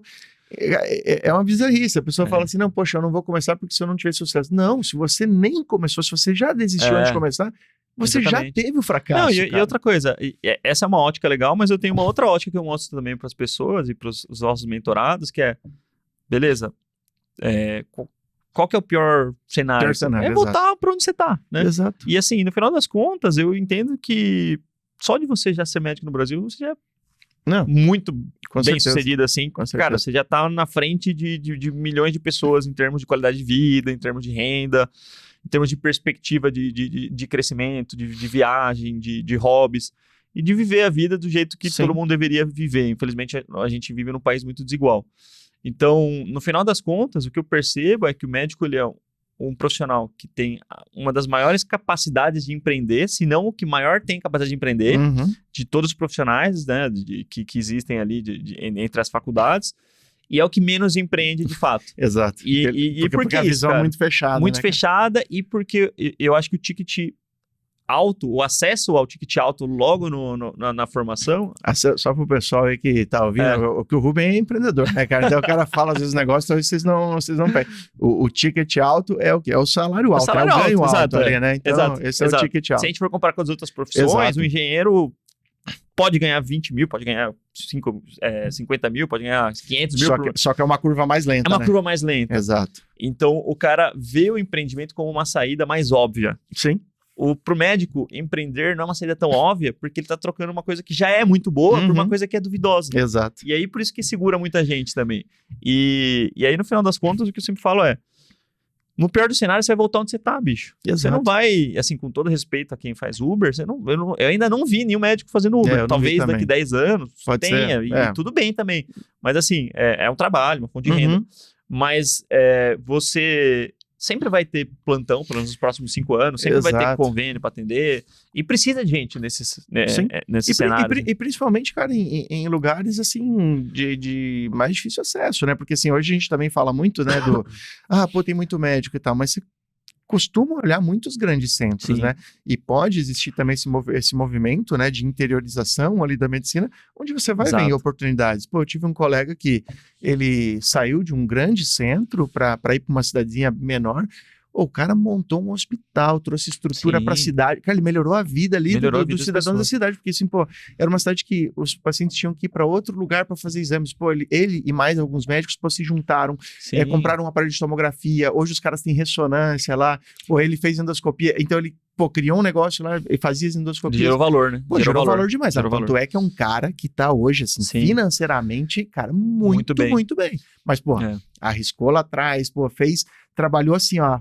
Os primeiros 10 anos de carreira dele, cara, ele trabalhou para poder pagar todas essas coisas. Mas, pô, vai ver como é que o cara tá hoje. Tá super bem, velho. E isso é uma outra coisa que o médico não tem visibilidade, né? Que ele acha que o consultório particular é só a hora que ele ganha, né? Exato. E não é isso, cara. O que mais vale no consultório particular é você criar uma solução que tá resolvendo um problema que tá muito mal resolvido nas outras instâncias, né? No convênio, no particular. Então, é um problema que tá escasso ou que nem existe ainda a solução para isso. Então foi o que eu fiz, por exemplo, não tinha muita solução para atleta amador. Se o cara fosse num ortopedista comum aí de plano, primeiro que ele não ia ter tempo para entrar no mérito da atividade esportiva dele, não ia alinhar as expectativas com relação à competição que ele vai disputar na semana que vem, não ia entrar nesse mérito. E outra que às vezes o ortopedista ele não tem esse know-how também. Tem alguns que tem, mas a maior parte não tem. Então a gente trouxe uma solução que não existia, que era escassa no mercado, e isso que gera muito valor na cabeça do paciente, né? E o médico tem muito essa mentalidade de somar zero, né? Ele acha que para ele ganhar ele tem que tirar das pessoas. Exato. E no final das contas, quando você está criando uma solução que não existe ainda no mercado, você está gerando muito valor, você está criando dinheiro, de fato, assim, né? Você está criando dinheiro e aí você começa a girar a roda da economia, você começa a empregar pessoas. Hoje, a gente tem 20 pessoas que dependem diretamente do funcionamento da Olimpo lá e, pô, nunca imaginava que isso ia acontecer em 3 anos, né? A gente nem completou 3 anos, vamos completar 3 anos. Olha aí, ou além da medicina, a mesma coisa também, exato, né? Foi algo rápido. E aí, sim, uma coisa que, pô, que nem o Ruben aqui, falando da Olimpo, né? Que é a clínica aí de medicina esportiva, cara, um lugar muito bacana. E você falou, né, que aquela ambientação para atletas, né? Eu fui lá, pô, é exatamente isso. E aí, de repente, você olha e fala, pô, mas o cara em menos de 3 anos, né, já tá assim, olhando da medicina, os caras criaram em 3 anos, né, já tava grande.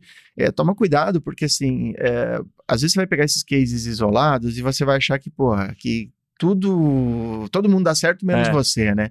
Porque assim, cara, tudo que a gente já fez que deu errado também lá atrás, às vezes a gente não fica contando, ninguém convida, por exemplo, ninguém me convida num podcast para contar do meu curso de fotografia que eu lancei lá atrás.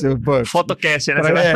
Pra quem não sabe, né, pô, fotografia era um hobby, tudo que eu vou fazer na minha vida, eu acabo, assim, sendo muito obsessivo até eu atingir um grau alto ali, né, de qualidade naquilo. E fotografia era um hobby e, cara, e aí eu comecei a aparecer em sites assim, internacionais de fotografia, coisa e tal. E aí, cara, um dia eu resolvi lançar um curso de fotografia e eu achei que eu ia arrebentar de vender esse curso. Eu vendi 6 cursos e 2 pedindo reembolso. Então, cara, ninguém me chama no podcast pra contar essa história. Exato. Só que aí tem outra coisa, igual você falou do consultório. Pô, no pior dos cenários, pra mim, por exemplo, eu fui lá o curso de fotografia, foi um fracasso. Eu me arrependo de forma alguma, foi um baita aprendizado. Porque, cara, as coisas que eu errei, talvez naquele curso ali, eu nunca mais errei pra frente, porque eu entendi onde é que estavam os problemas. Então, quando também você pensa num consultório, poxa, de repente não tá dando certo, a questão também é você pensar, poxa, quanto eu aprendi aqui, né? Quanto eu tive de crescimento pessoal. É igual um né? labirinto, né? Você pensa que tem vários caminhos, e aí às vezes você vai num caminho que tá fechado e volta. Você já não vai mais naquele. Perdeu tempo. Mas você já não vai mais naquele, né? Você já vai chegar mais rápido já no seu objetivo ali, né? No seu propósito. E eu acho que consultório é muito isso também. É muito, tipo... Tem essa questão do MVP, que é o mínimo produto viável, né? Pra quem não sabe, que é basicamente você validar o seu produto, a sua ideia. E o médico tem dificuldade de entender que ele precisa, no particular, apresentar uma coisa que é diferente do convênio do SUS. Não que você vai atender mal, mas tem que ser uma experiência superior ali de tudo. E aí, quando a gente fala em experiência, a galera acha que é champanhe na recepção, não sei o quê. Isso também é experiência. O tempo de mármore, não sei o quê. Isso também é experiência. É experiência, mas, cara, mas não é uma coisa que você precisa... Não, eu preciso ter tudo isso para daí começar... Cara, eu acho que o principal ativo dos consultórios particulares hoje é agilidade,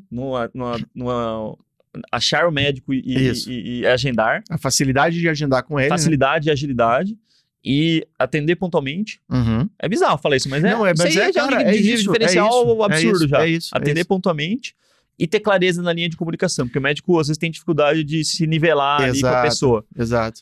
Se você apresentar essas características, cara, você já se diferenciou de muita gente. E, claro, aí depois você adiciona outras coisas, você adiciona ambiente, você adiciona treinamento das pessoas, tudo. Eu vou colocar dois pontos aí também que eu acho que são importantíssimos, cara. Quando você pensa num consultório e numa experiência melhor do cliente. Você falou sobre agilidade e facilidade do cara conseguir agendar, falou, né, sobre essas questões de você se conectar ali com o paciente, tudo. Eu vou dar um aqui, cara, é o tempo. Tempo é um diferencial, né? Assim, você falou da pontualidade, mas não só pontualidade, pô, você dedicar mais tempo ao paciente para que ele possa, assim, te falar o que ele está sentindo, te falar os problemas dele, você escutar esse paciente, você poder resolver. Cara, tempo hoje é um baita diferencial. E aí, que nem você falou, né? Vale muito tempo. Ser pontual hoje é um diferencial na consulta. Então, você pensa, cara, como é fácil... e aí, se diferenciar, né? Se diferenciar. Sim. É o que eu falo, pô, é muito fácil ser diferente. Eu lembro que uma vez um chefe meu me falou o seguinte, falou, cara, é muito fácil assim, entre aspas, né? Não existe isso de ranking, né? Mas é muito fácil ser o melhor médico da cidade. Ele falou, cara, é só você fazer, assim, o básico bem feito. Cara. Ser pontual, ser cordial, dar tempo para o paciente explicar e tal. E eu... Chamar o paciente pelo nome. Pelo nome, exato. Cara, olhar no olho dele. Então, e aí, quando ele me falou isso, eu lembro que depois para mim fez muito sentido. Eu falei, cara, é exatamente isso.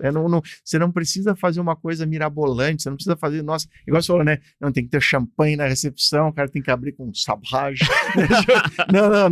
não precisa, cara. Não precisa. Basta você Se você fazer quiser algo ter, bem feito. Tudo bem. Não, legal. Experiências a mais, né? Mas isso daí não vai substituir esses principais ativos aí.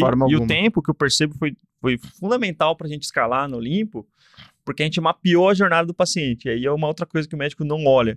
Ele fica muito dentro do quadrado dele do consultório, ele acha que o atendimento começa quando ele senta. Na verdade, quando ele sentou na sua cadeira, na sua frente, já foi 40% do atendimento, que é a jornada pré-consulta, né? Exato. Que é primeiro, ele descobriu o problema, ele considerar as soluções, aí ele vai te achar por algum motivo, né? Ou vai receber uma indicação orgânica, vai entrar no seu funil de vendas ali, que é o WhatsApp Business, geralmente, interagir com a secretária. Ali já começam os ruídos e os atritos. Às vezes a secretária demora para responder, às vezes ela não é educada, às vezes ela é monossilábica, né? Na linha de comunicação. E aí uma outra coisa que, com relação a essa questão de tempo, que a gente percebe que é muito valiosa, é quando o paciente chega, eu percebi que eu tinha que pedir muitos exames, frequentemente, porque eu atendia muita tendinopatia de ombro, de joelho, de lesões relacionadas ao esporte, e eu já fazia ultrassom, né? Eu fazia no São Paulo, já tinha essa formação, eu estava fazendo a minha pós-graduação em ultrassonografia musculoesquelética. E aí, qual que era o caminho dele nas vias tradicionais? Era ir para um ortopedista de convênio, que já demorava, né? Chegava na recepção, demorava 2 horas para ser atendido, e não tô brincando, às vezes 2 horas mesmo. Exato. Tinha 15 minutos com o cara não considerava, né, o sonho dele, que era fazer uma maratona, que é correr, mandava ele parar de treinar, pedia um exame, e ele tinha que sair do consultório, ele não sabia onde que ele tinha que fazer o exame, então ele entrava com um problema e saía com 2, que era físio e exame. Onde eu vou fazer isso? Exato, é agora, né? Pra onde cara, eu vou? Então aí, aí vai ter que liberar no convênio, vai ter que marcar. Então a experiência nas vias tradicionais é muito fragmentada, total, né? Cara, total. Não tem um direcionamento, né? E não é fluida. Ela é muito atritosa, cheia de ruídos ali. Não é nem ruídos, é buraco mesmo, né? É buraco que você cai ali e dói. Isso. E aí, eu percebendo essa movimentação aí, eu trouxe ultrassom, trouxe fisioterapeuta. Então, uma coisa que às vezes o cara demora 30 dias para resolver no convênio, eu demoro 1, então eu tô vendendo tempo. E a galera subestima o valor do tempo. Não, total. Pensa que a Amazon, a Amazon é só a Amazon porque a Amazon vende tempo, velho. Exato. Você compra agora, você abrir o aplicativo aí, primeiro que você desliza, se você tiver cadastrado, você desliza o seu dedo, você comprou sem querer. Exato. Que é tipo isso, one click. One click. Você pede hoje, se for aqui em São Paulo, eles entregam hoje.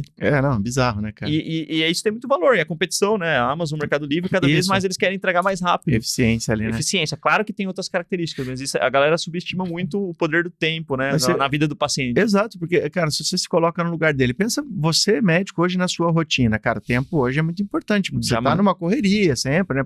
E a gente exige isso, né? Você vai no restaurante, demora e a gente já fica puto. Exato. Agora, você imagina, o paciente também tem esses problemas. Aí imagina você, agora o cara vai ter que ir lá, não sei aonde no convênio, para liberar não sei o quê, daí vai agendar, ele não sabe nem onde que ele agenda, aí para depois te trazer de volta, né, os exames. Exatamente. Então, foi uma solução fantástica. E aí vou contar, porque a minha esposa, ela tá jogando tênis, tá fazendo musculação. Tenista profissional. Tenista profissional. Acabou de voltar do US Open. Isso.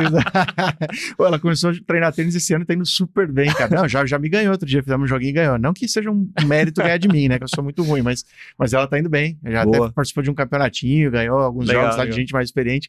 E aí ela, acabou tendo uma lesão, tava com uma dor, e aí ela passou por esse processo, né? E foi muito legal, né? De agendar com você e tudo mais. Jabá do Olimpo agora. Jabá do Olimpo, E ela falando, né? Que ela foi lá, e aí, que você examinou, viu, né? Fez todas as manobras lá pra poder... Isso é uma coisa que, de novo, né? E parece bizarro. Agora você falou da pontualidade, mas hoje, o cara, examinar o paciente é outro diferencial hoje em dia, cara. Os caras não examinam. Aí, beleza, foi lá, ele já fez o ultrassom, já mostrou pra ela, comparou os dois lados, lá do tendão, não sei o quê. Cara, ela chegou me contando toda a experiência de consulta, ela me contando, e ela entendeu o que tinha acontecido, porque, cara, de novo, a linguagem clara. Sim. Então, ela chegou lá e me falou, não, olha aqui, tá vendo isso aqui, ó, as fibras, elas estão assim, então não sei qual, olha do outro lado. Cara, ela realmente saiu da consulta entendendo o problema dela. E aí ela já saiu convencida, né? Exato. E aí de lá, ontem ela já fez a fisioterapia, hoje ela já tá já iniciou o tratamento, então. Já iniciou o tratamento, exatamente. Então, cara... Quanto tempo ela ia demorar isso pra fazer lá nessa cidade? Não, imagina, cara. Até ela conseguir, né, fazer o agendamento. Aí até ela ia pedir um ultrassom fora, ela ia ter que marcar. Cara, não... até conseguia ser bizarro, né? O tempo que ia demorar. Então isso é realmente uma experiência legal. Cara, falando de empreendedorismo, falando do Olimpo, quais foram, ou são, aí você que manda, os maiores desafios na criação do Olimpo? O que você, se fosse citar alguns, assim, o que você diria?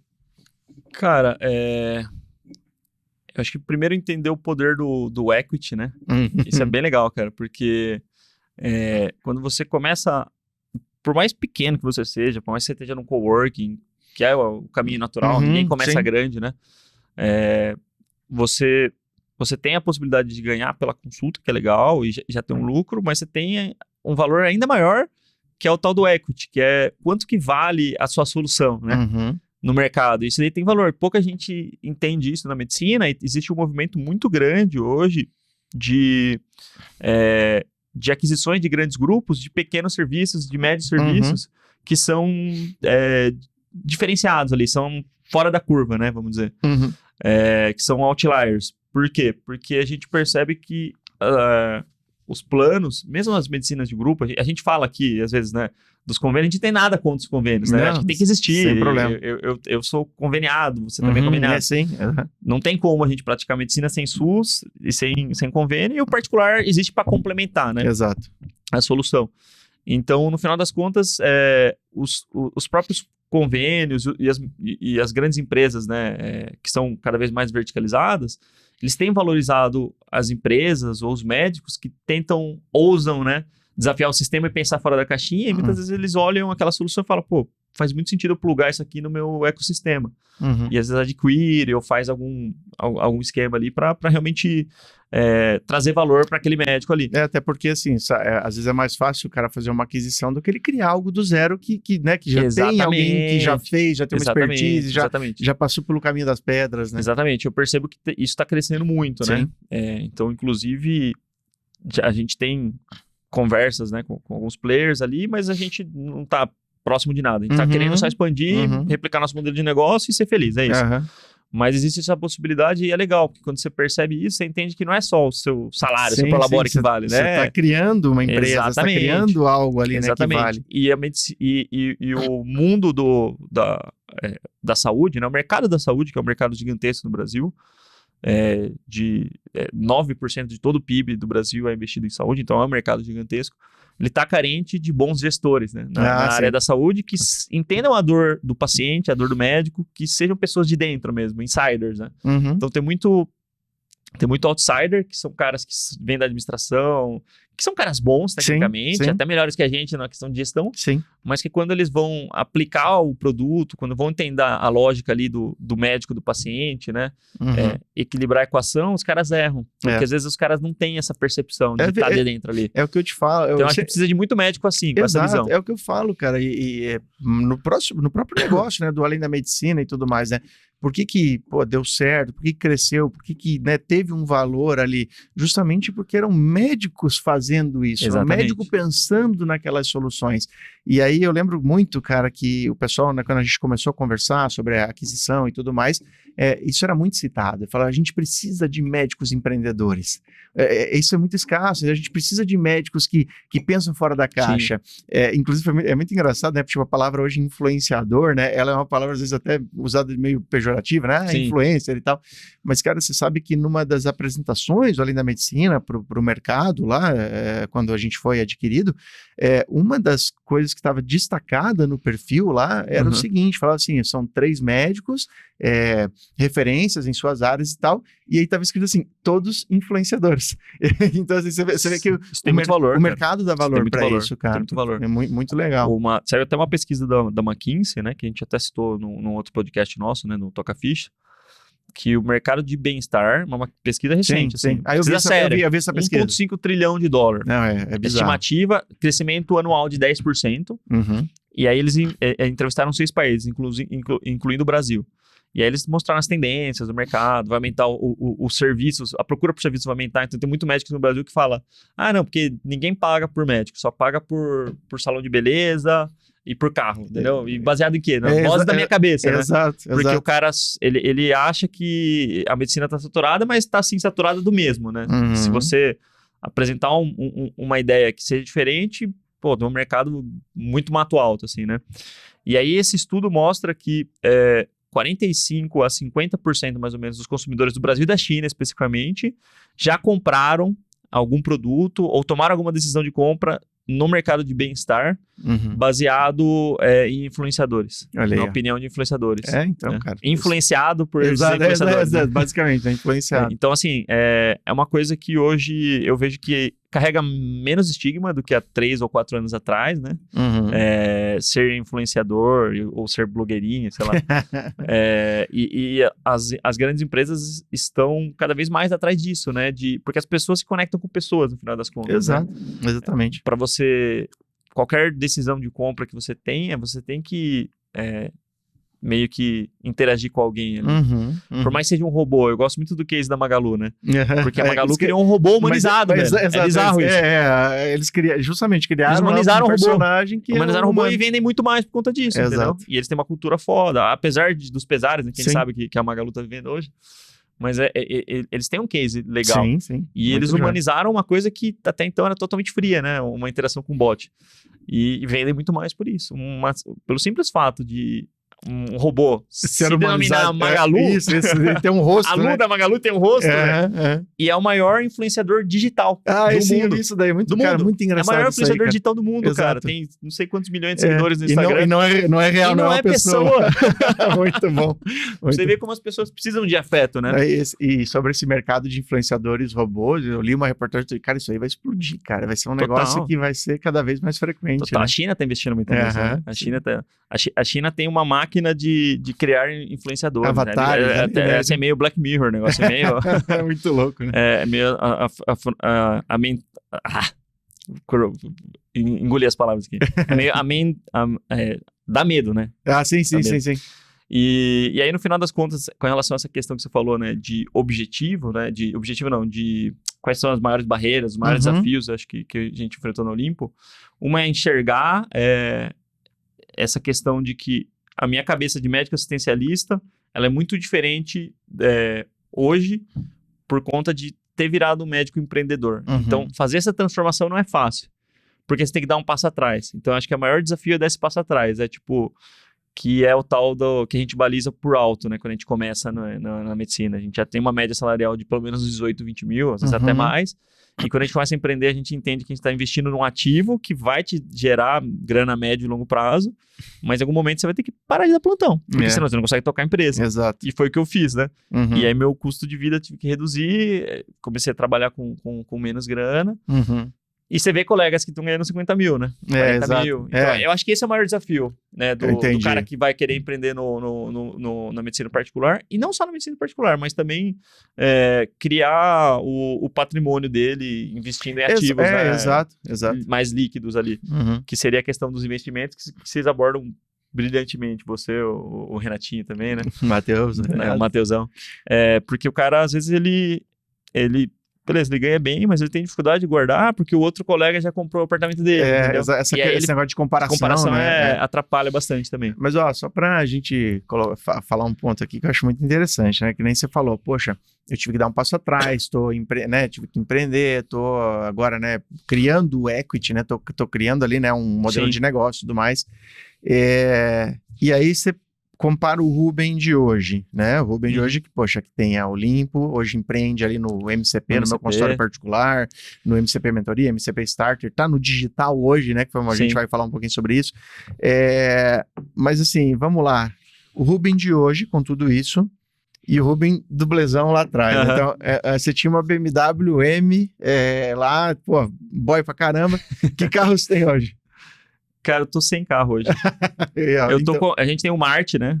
Foi o carro que a gente comprou junto com a Thaís, mas eu tinha um Volvo até pouco tempo atrás. Aí eu saí do São Paulo, porque eu precisava de carro porque era em Cotia. Mas eu não precisava de um Volvo. Eu comprei um Volvo porque eu queria. Porque era na minha cabeça, a minha narrativa, a gente cria a narrativa, né? Sim, exato. Vou comprar um Volvo porque é o carro mais seguro que tem, exato, entendeu? E a raposa é perigosa. Isso. Como se um Up não tiver airbag, né? Mas assim, hoje eu não tenho carro. Eu meio que divido ali com a Thaís, só que a Thaís que usa, porque hoje eu moro do lado da clínica, né? Você vai a pé ali até pra mim. Exatamente. E tudo bem, cara, assim, vivo super bem sem carro. Apesar de ser apaixonado por carro, gostar muito de carro, mas eu falo que hoje eu só vou comprar carro, de novo, o dia que eu tiver condições de comprar uma McLaren. Entendi. Senão, não, porque eu já meio que experimentei isso, sabe? E aí eu comprei uma ideia, que eu não sei se é verdade ou não, você deve saber melhor do que eu, que tem alguns estudos que mostram que as pessoas que acumulam muito patrimônio, com 50, 60 anos, que atingem liberdade financeira, a maior parte delas, até os 30, não acumula nada, né? Acumula a partir dos 30. Então, eu comecei com 30 anos, meio que eu já comecei a entender, já estava saindo da residência ali e criando a Olimpo. Comecei a entender que, cara, agora é a hora, né? Dos 30 aos 40 tem que criar ativos, né? Ativos, independente da natureza dos ativos, né? Pode ser a minha empresa, né? Que hoje que é o meu principal ativo, talvez. O MCP também, que virou um ativo. E, ao mesmo tempo, está muito alinhado com o meu propósito, né? De vida. Porque hoje eu consigo trazer, além de trazer grana, né? Para os caras que começam a empreender, né? Na medicina, junto com a gente no MCP. Porra, o tesão de exercer a medicina do jeito que você gosta. Né? Isso não tem preço. É o que eu ia falar. É animal. O ponto que eu queria chegar era justamente esse. Porque, hoje, o Rubem de hoje, não que ele não fosse feliz lá atrás, curtia a vida. Sim. Mas eu aposto assim, que você não trocaria a sua vida de hoje pela vida lá jamais, de trás, né, jamais. cara? Então, hoje eu tenho uma... Acho que faz parte do amadurecimento. Porque a gente tem muita ideia também desse negócio de Forbes Under 30, que eu acho maior cafona isso. Tipo, não fala pro Bernardo, não. Eu vou inclusive falar pra ele no DesconstruCast na sexta. Que eu vou falar com ele. Vou dar uma zoada nele. Mas assim, legal se você conseguir atingir, maravilha. Mas as pessoas têm a noção de que você precisa construir um negócio muito foda antes dos 30 anos, não sei o quê. Cara, e não cara, é questão de amadurecimento, cada um tem seu tempo. Exato. Eu aproveitei muito... Por exemplo, eu viajei muito nessa época que eu era dublê. E foi animal, sabe? Sim. Animal, ótima experiência, pra caramba. Claro. Assisti umas 2 finais da NBA, gastei muito dinheiro pra isso, coisa que eu curtia. Hoje já meio que matei minha vontade de tudo que eu queria da minha juventude, assim, entendeu? Consegui aproveitar, e isso faz parte também. Total. Que tem que ser esse equilíbrio, que é a coisa que você fala também no Finanças, que é tipo, você não vai morar... na garagem, debaixo da ponte, entendeu? Isso, na garagem, na garagem. Em casa, com o cachorro. Você tem que saber aproveitar o presente. Então, talvez o maior desafio hoje seja você conseguir ser feliz com o que você tem hoje e ter uma visibilidade para onde você está indo, né? Sim. Que era coisa que eu não tinha antes. Eu já era feliz, eu nunca fui uma pessoa, acho que me considero triste, mas eu não tinha muita visibilidade para onde eu estava indo, não tinha propósito. E isso às vezes adquire com o tempo, vai amadurecendo. Uns vão amadurecer mais cedo, outros mais tarde, né? Que nem o Michael amadureceu agora com 40. Mais ou menos, né? Não, mas é engraçado você falou esse negócio, né? Tipo, porque o pessoal diz, você não precisa... antes dos 30, não sei o quê. E isso eu acho que também se dá um pouco essa ansiedade da galera de tenho que fazer sucesso, Sucesso é algo super relativo também, né? Mas tenho que criar algo grande e tal, não sei o quê.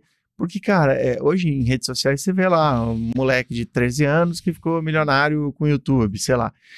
Só que... Pior que tem, não tem, cara. Só que assim, o que acontece? O problema é que esse é um caso, cara. É igual jogador de futebol, né? O cara vê lá o Neymar, mas, cara, o Neymar é um em não sei quantos meninos que sonharam em ser jogador de futebol. E aí tem os efeitos colaterais disso, ninguém conta, né? Não, você tem muito dinheiro com 13 anos, imagina isso aí. Não. Você, cara, pira a cabeça. E pior, né? Tá exposto, né, nas redes sociais. Tem o documentário da Britney Spears no Netflix, você viu já? Não vi.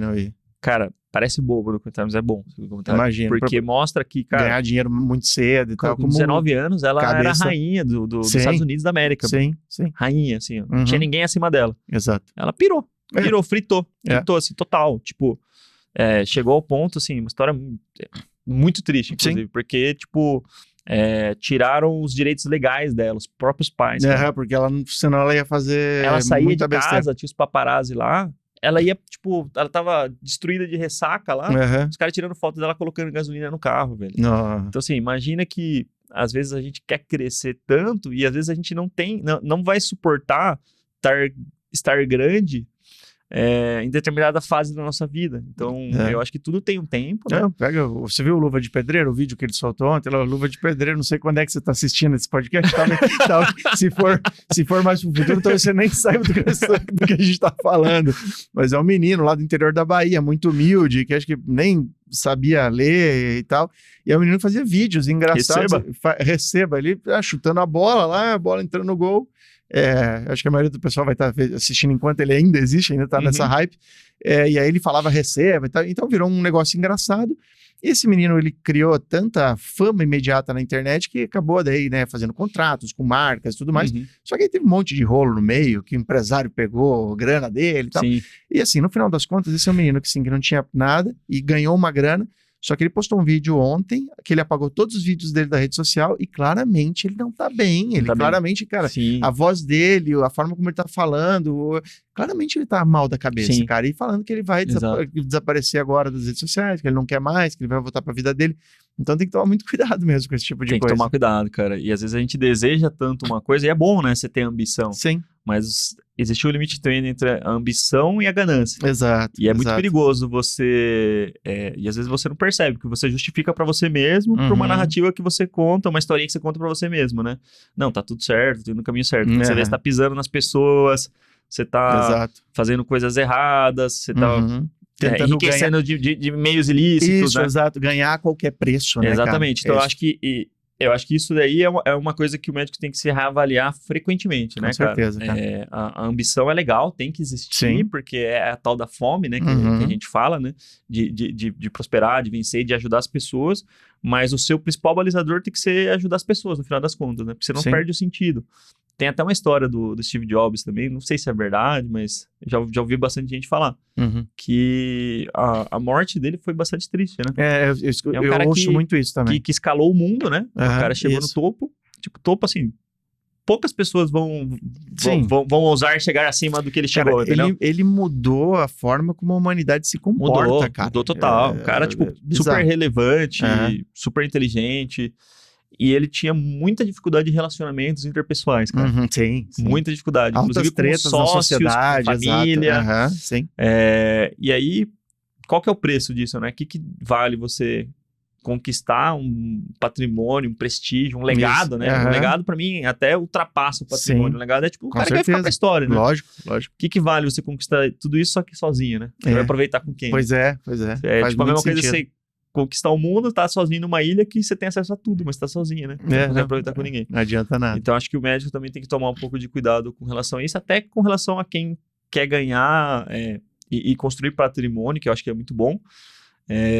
E muitas vezes deixa de aproveitar algumas coisas da vida por conta disso, né? Você precisa ter esse equilíbrio, né, cara? ali, né? O que eu já vi... Todo mês, vou investir 70% da receita todo mês. E, cara, eu vou te falar, eu já vi o cara, assim, entrar nesse fanatismo de investir muito, não aproveitar nada da vida, e em pouco tempo tá com a saúde mental, assim, em frangalhos, não conseguir trabalhar, e daqui a pouco até gastar aquele dinheiro porque, sei lá, uma forma de compensação. Então é muito importante esse equilíbrio mesmo.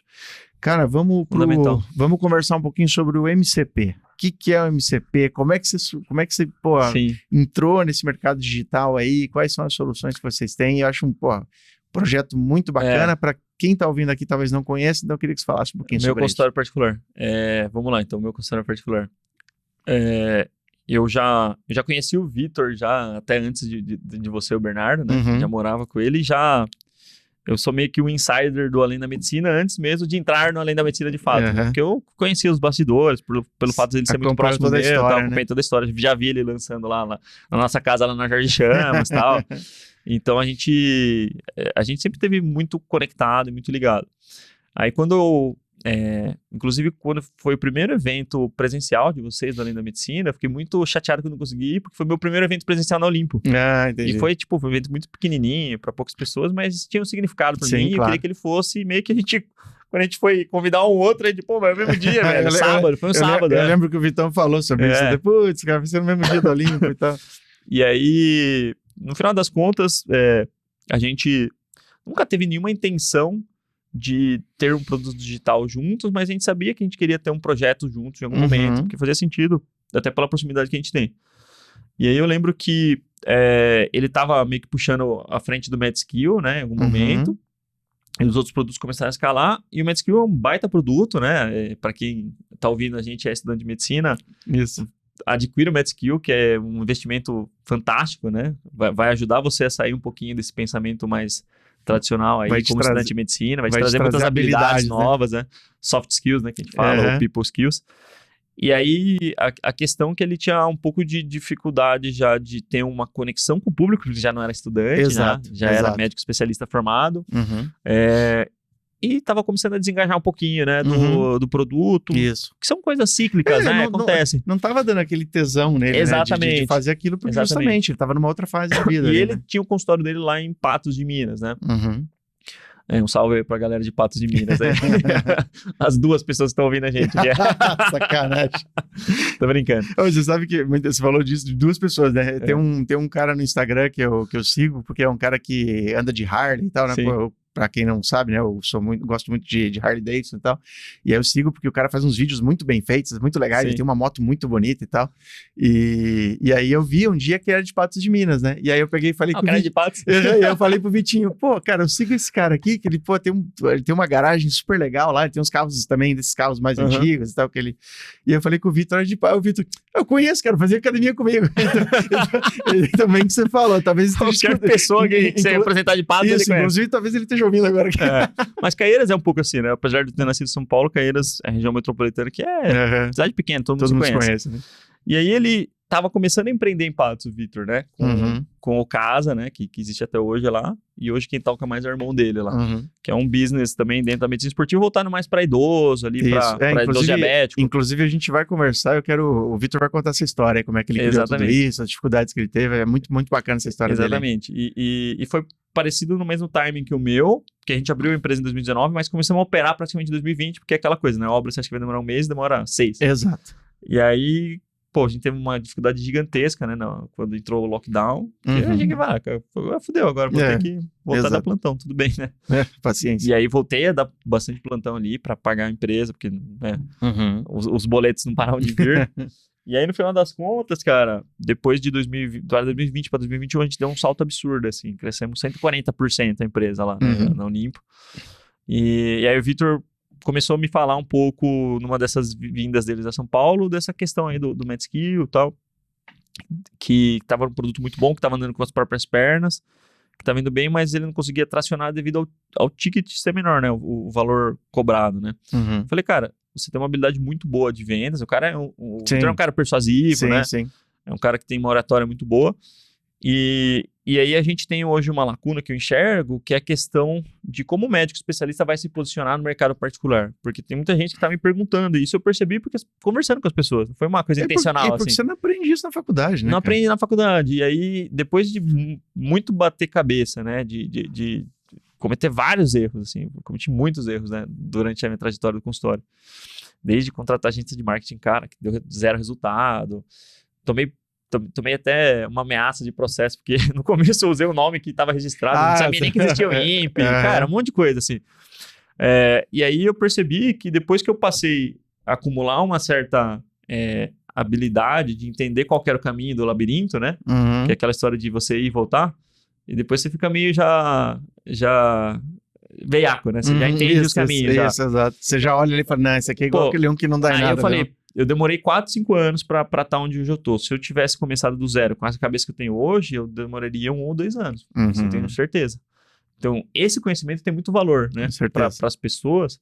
E as pessoas começaram a me perguntar, e aí eu lembro que um neurocirurgião me procurou, a gente jogou um tênis, depois a gente foi tomar uma, conversar.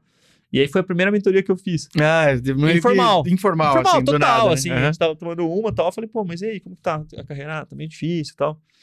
Tô dando muito plantão de TI, não tô conseguindo operar, não tem, meu consultório tá meio fraco e tal. Eu falei, pô, mas por que você tá dando tanto plantão no final das contas? Você tá com muita dívida? Não, cara, é porque eu gosto. Entendi. E aí, tipo assim, o chefe dele chamava ele para plantão e ele tava para plantão não, pra operar, e ele tava de plantão, ou tava de pós-plantão distribuído. Falei, cara, começa a diminuir um pouquinho os horários, aluga um consultório, um cowork bonito e tal, você tem um baita potencial. E ele começou a fazer as coisas e foi, tá super bem, hoje largou todos os plantões e tal. Que legal. E aí eu vi que realmente tinha 2 coisas que a gente podia conectar, né? Eu e o Vitor, essa habilidade técnica de gestão que eu adquiri ao longo dos anos, e a habilidade de vendas dele e de tracionar, de encantar as pessoas, né? Porque ele é um cara que, pô, ele puxa ali o Além da Medicina ali, que dá até medo ali, cara. Exato, não. Ele é muito bom, assim. Ele é o driver ali, né, cara? Exato. E aí a gente juntou e deu muito certo, né? A gente juntou e começamos o MCP, já faz 1 ano, né? Faz 1 ano e 1 mês, né? E, cara, foi um dos produtos, assim, que eu vi. Bom, dentro do Além da Medicina, nenhum produto cresceu tão rápido igual o MCP, assim. Sim. Realmente, assim, é impressionante o case de vocês. E como todo novo produto, né? Claro que a gente também, assim, tem que olhar que, beleza, o MCP cresceu muito mais rápido do que os outros produtos, mas Você já tinha uma expertise, entendeu? Aí a comparação nem é tão justa assim, né? Se for pensar bem, exatamente, né? Você já tinha o caminho das pedras também. Quando foi criar um novo produto, já existiam vários outros produtos que já tinham sido criados. A gente já sabia como fazer, né? Exatamente. E, cara, não foi fácil, né? No começo, eu sou uma pessoa que, apesar de às vezes não parecer tanto, mas eu sou muito introvertido, nunca tive muita habilidade com câmeras, de conversar e tal. A primeira vez que eu fui gravar o vídeo do MCP, o Bernardo tava lá. Aí eu travei, assim, não consegui fazer. Fiquei uns 5 minutos, fui tomar uma água, fiquei meio nervoso e tal. Aí voltei e aí foi. Mas não é fácil, novamente, né? Quem olha, né, agora e às vezes pode achar que foi desenrolado fazendo mas é uma habilidade, no meio da rua, né? É isso. Mas é uma habilidade, é uma curva de aprendizado, no final das contas. E aí, no final das contas, o que eu vejo hoje é que o digital, ele é um catalisador, é uma coisa que acelera o empreendedorismo de uma maneira que não existia antes, né? Então, você consegue impactar hoje uma pessoa que mora no Maranhão, que mora no Piauí, né? Sim. Que mora em qualquer lugar do mundo, inclusive. A distribuição pela internet é muito mais fácil. É muito mais fácil. Então, a tecnologia proporciona isso, né? Você ter um produto, você vender conhecimento. E eu acho que na medicina, novamente, não é para todo mundo, obviamente, né? O empreendedorismo digital. Mas na medicina tem muitas lacunas também de coisas práticas que a gente pode vender para as pessoas que têm muito valor, que a gente não aprende na faculdade. Sim. Tanto de hard skills, né, que são habilidades técnicas mesmo, quanto de soft skills. Porque de hard skills eu percebo que as pessoas, por exemplo, eu me formei como médico do esporte, mas eu não tive essa habilidade de ultrassom. Eu tive que ir atrás. Exato. Se tivesse um produto digital, talvez, fizesse mais sentido. Eu paguei muito caro para o produto físico e eu tinha que ir e voltar. Imagina quem é de fora, né? Paga passagem e tal. Então, acho que tem muito campo também para a gente crescer dentro da medicina através do empreendedorismo digital e é uma coisa que eu curti bastante e tô curtindo, né? Inclusive, quem tiver interesse aí de conhecer mais sobre o meu consultório particular, for especialista, vai lá no inbox do meu consultório particular, que é @meu.consultório.particular. Fala que você vem através do podcast aqui do Finanças, né? O Med Podcast.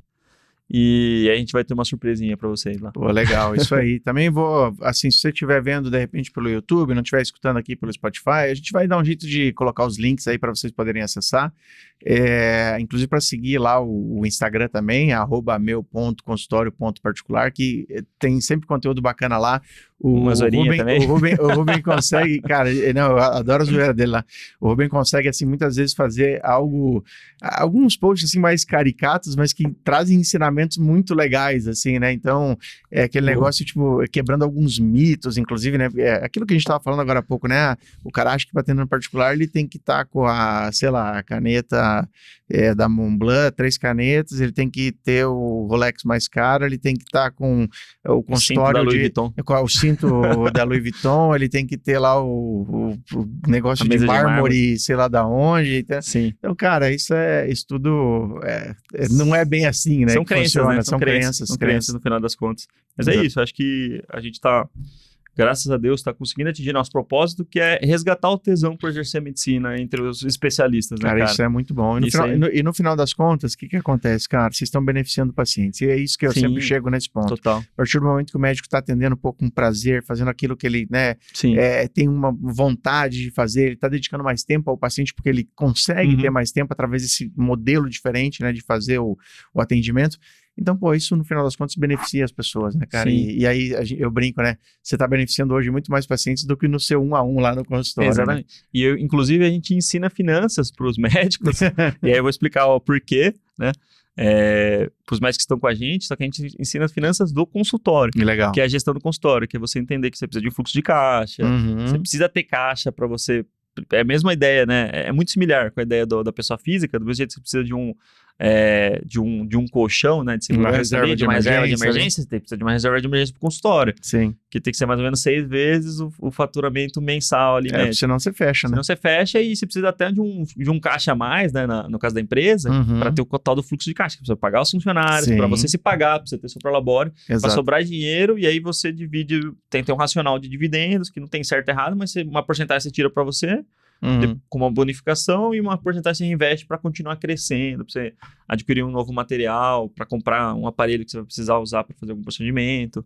Legal. Enfim, tem várias possibilidades, mas a gente fala bastante também sobre isso no MCP. Beleza, então convido vocês a conhecerem o MCP. Eu vou deixar também aqui, se estiverem no YouTube, o link pro Toca Ficha, que é o podcast aí que o Rubem toca junto com o Vitor. Boa. Muito bacana, várias histórias ali também de várias tocações de fichas boas também. Tocações de ficha ali, muito legais. Fala muito sobre carreira médica, né?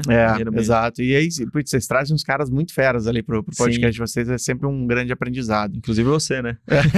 Inclusive estamos lá, tem nosso episódio lá. Mas, cara, pô, um papo muito bom aqui. Valeu. É muito bom, assim, aprender com gente que realmente fez na prática. Então, acho que isso, né, sai um pouquinho só daquele campo teórico, né? Sim. Você vê que as coisas, quando você vai fazer de verdade, não são tão lineares, né? Como nos livros, como nos manuais, como nas cartilhas. Exatamente. E é isso que a gente vê aqui e viu hoje aqui nesse papo contigo. Sempre um grande prazer, cara. Pô, tamo junto em todo momento. Não esquece, pessoal, que não se inscreveu ainda aqui no Med Podcast, de fazer sua inscrição. Se você tá ouvindo aí por outra plataforma, pelo Spotify, compartilha também com seus amigos, com médicos aí que queiram falar um pouco sobre grana, carreira, sobre a vida médica aí sem nenhum tabu. E até o próximo episódio. Só antes de terminar aqui, eu queria perguntar pro Rubem se ele tem... Eu sempre pergunto e acabei esquecendo. Se tem algum livro aí que ele queira recomendar para a galera aí que, de repente, aprender algo que possa agregar aí na vida do médico. Pô, primeiro, antes de fazer essa recomendação, agradecer aí a você, né, que no final das contas se tornou um grande amigo, mas também é uma das minhas referências, né? Acho que muito do que eu faço no digital hoje foi inspirado no que você já vem fazendo há anos. Né? Legal, então, pô, agradecer aí essa inspiração aí e todas essas portas aí que vocês têm aberto aí pra gente. E com relação ao livro, cara, eu gosto muito de um livro do Phil Jackson, que foi o treinador do Michael Jordan e do Kobe Bryant, que é 11 Anéis, cara. É uma baita história de liderança, de como ser líder, de como trabalhar em time. Legal. E assim, esse livro foi muito decisivo para mim começar a entender que talvez um dos maiores inimigos da gente é o próprio eu, né? Legal, bacana. Egocentrismo, no final das contas. Com certeza. E é um livro que traz vários insights, assim. Então, eu indicaria esse. E para quem está procurando, às vezes, se estabelecer no consultório, o Predictable Revenue, que é o Venda Previsível, né?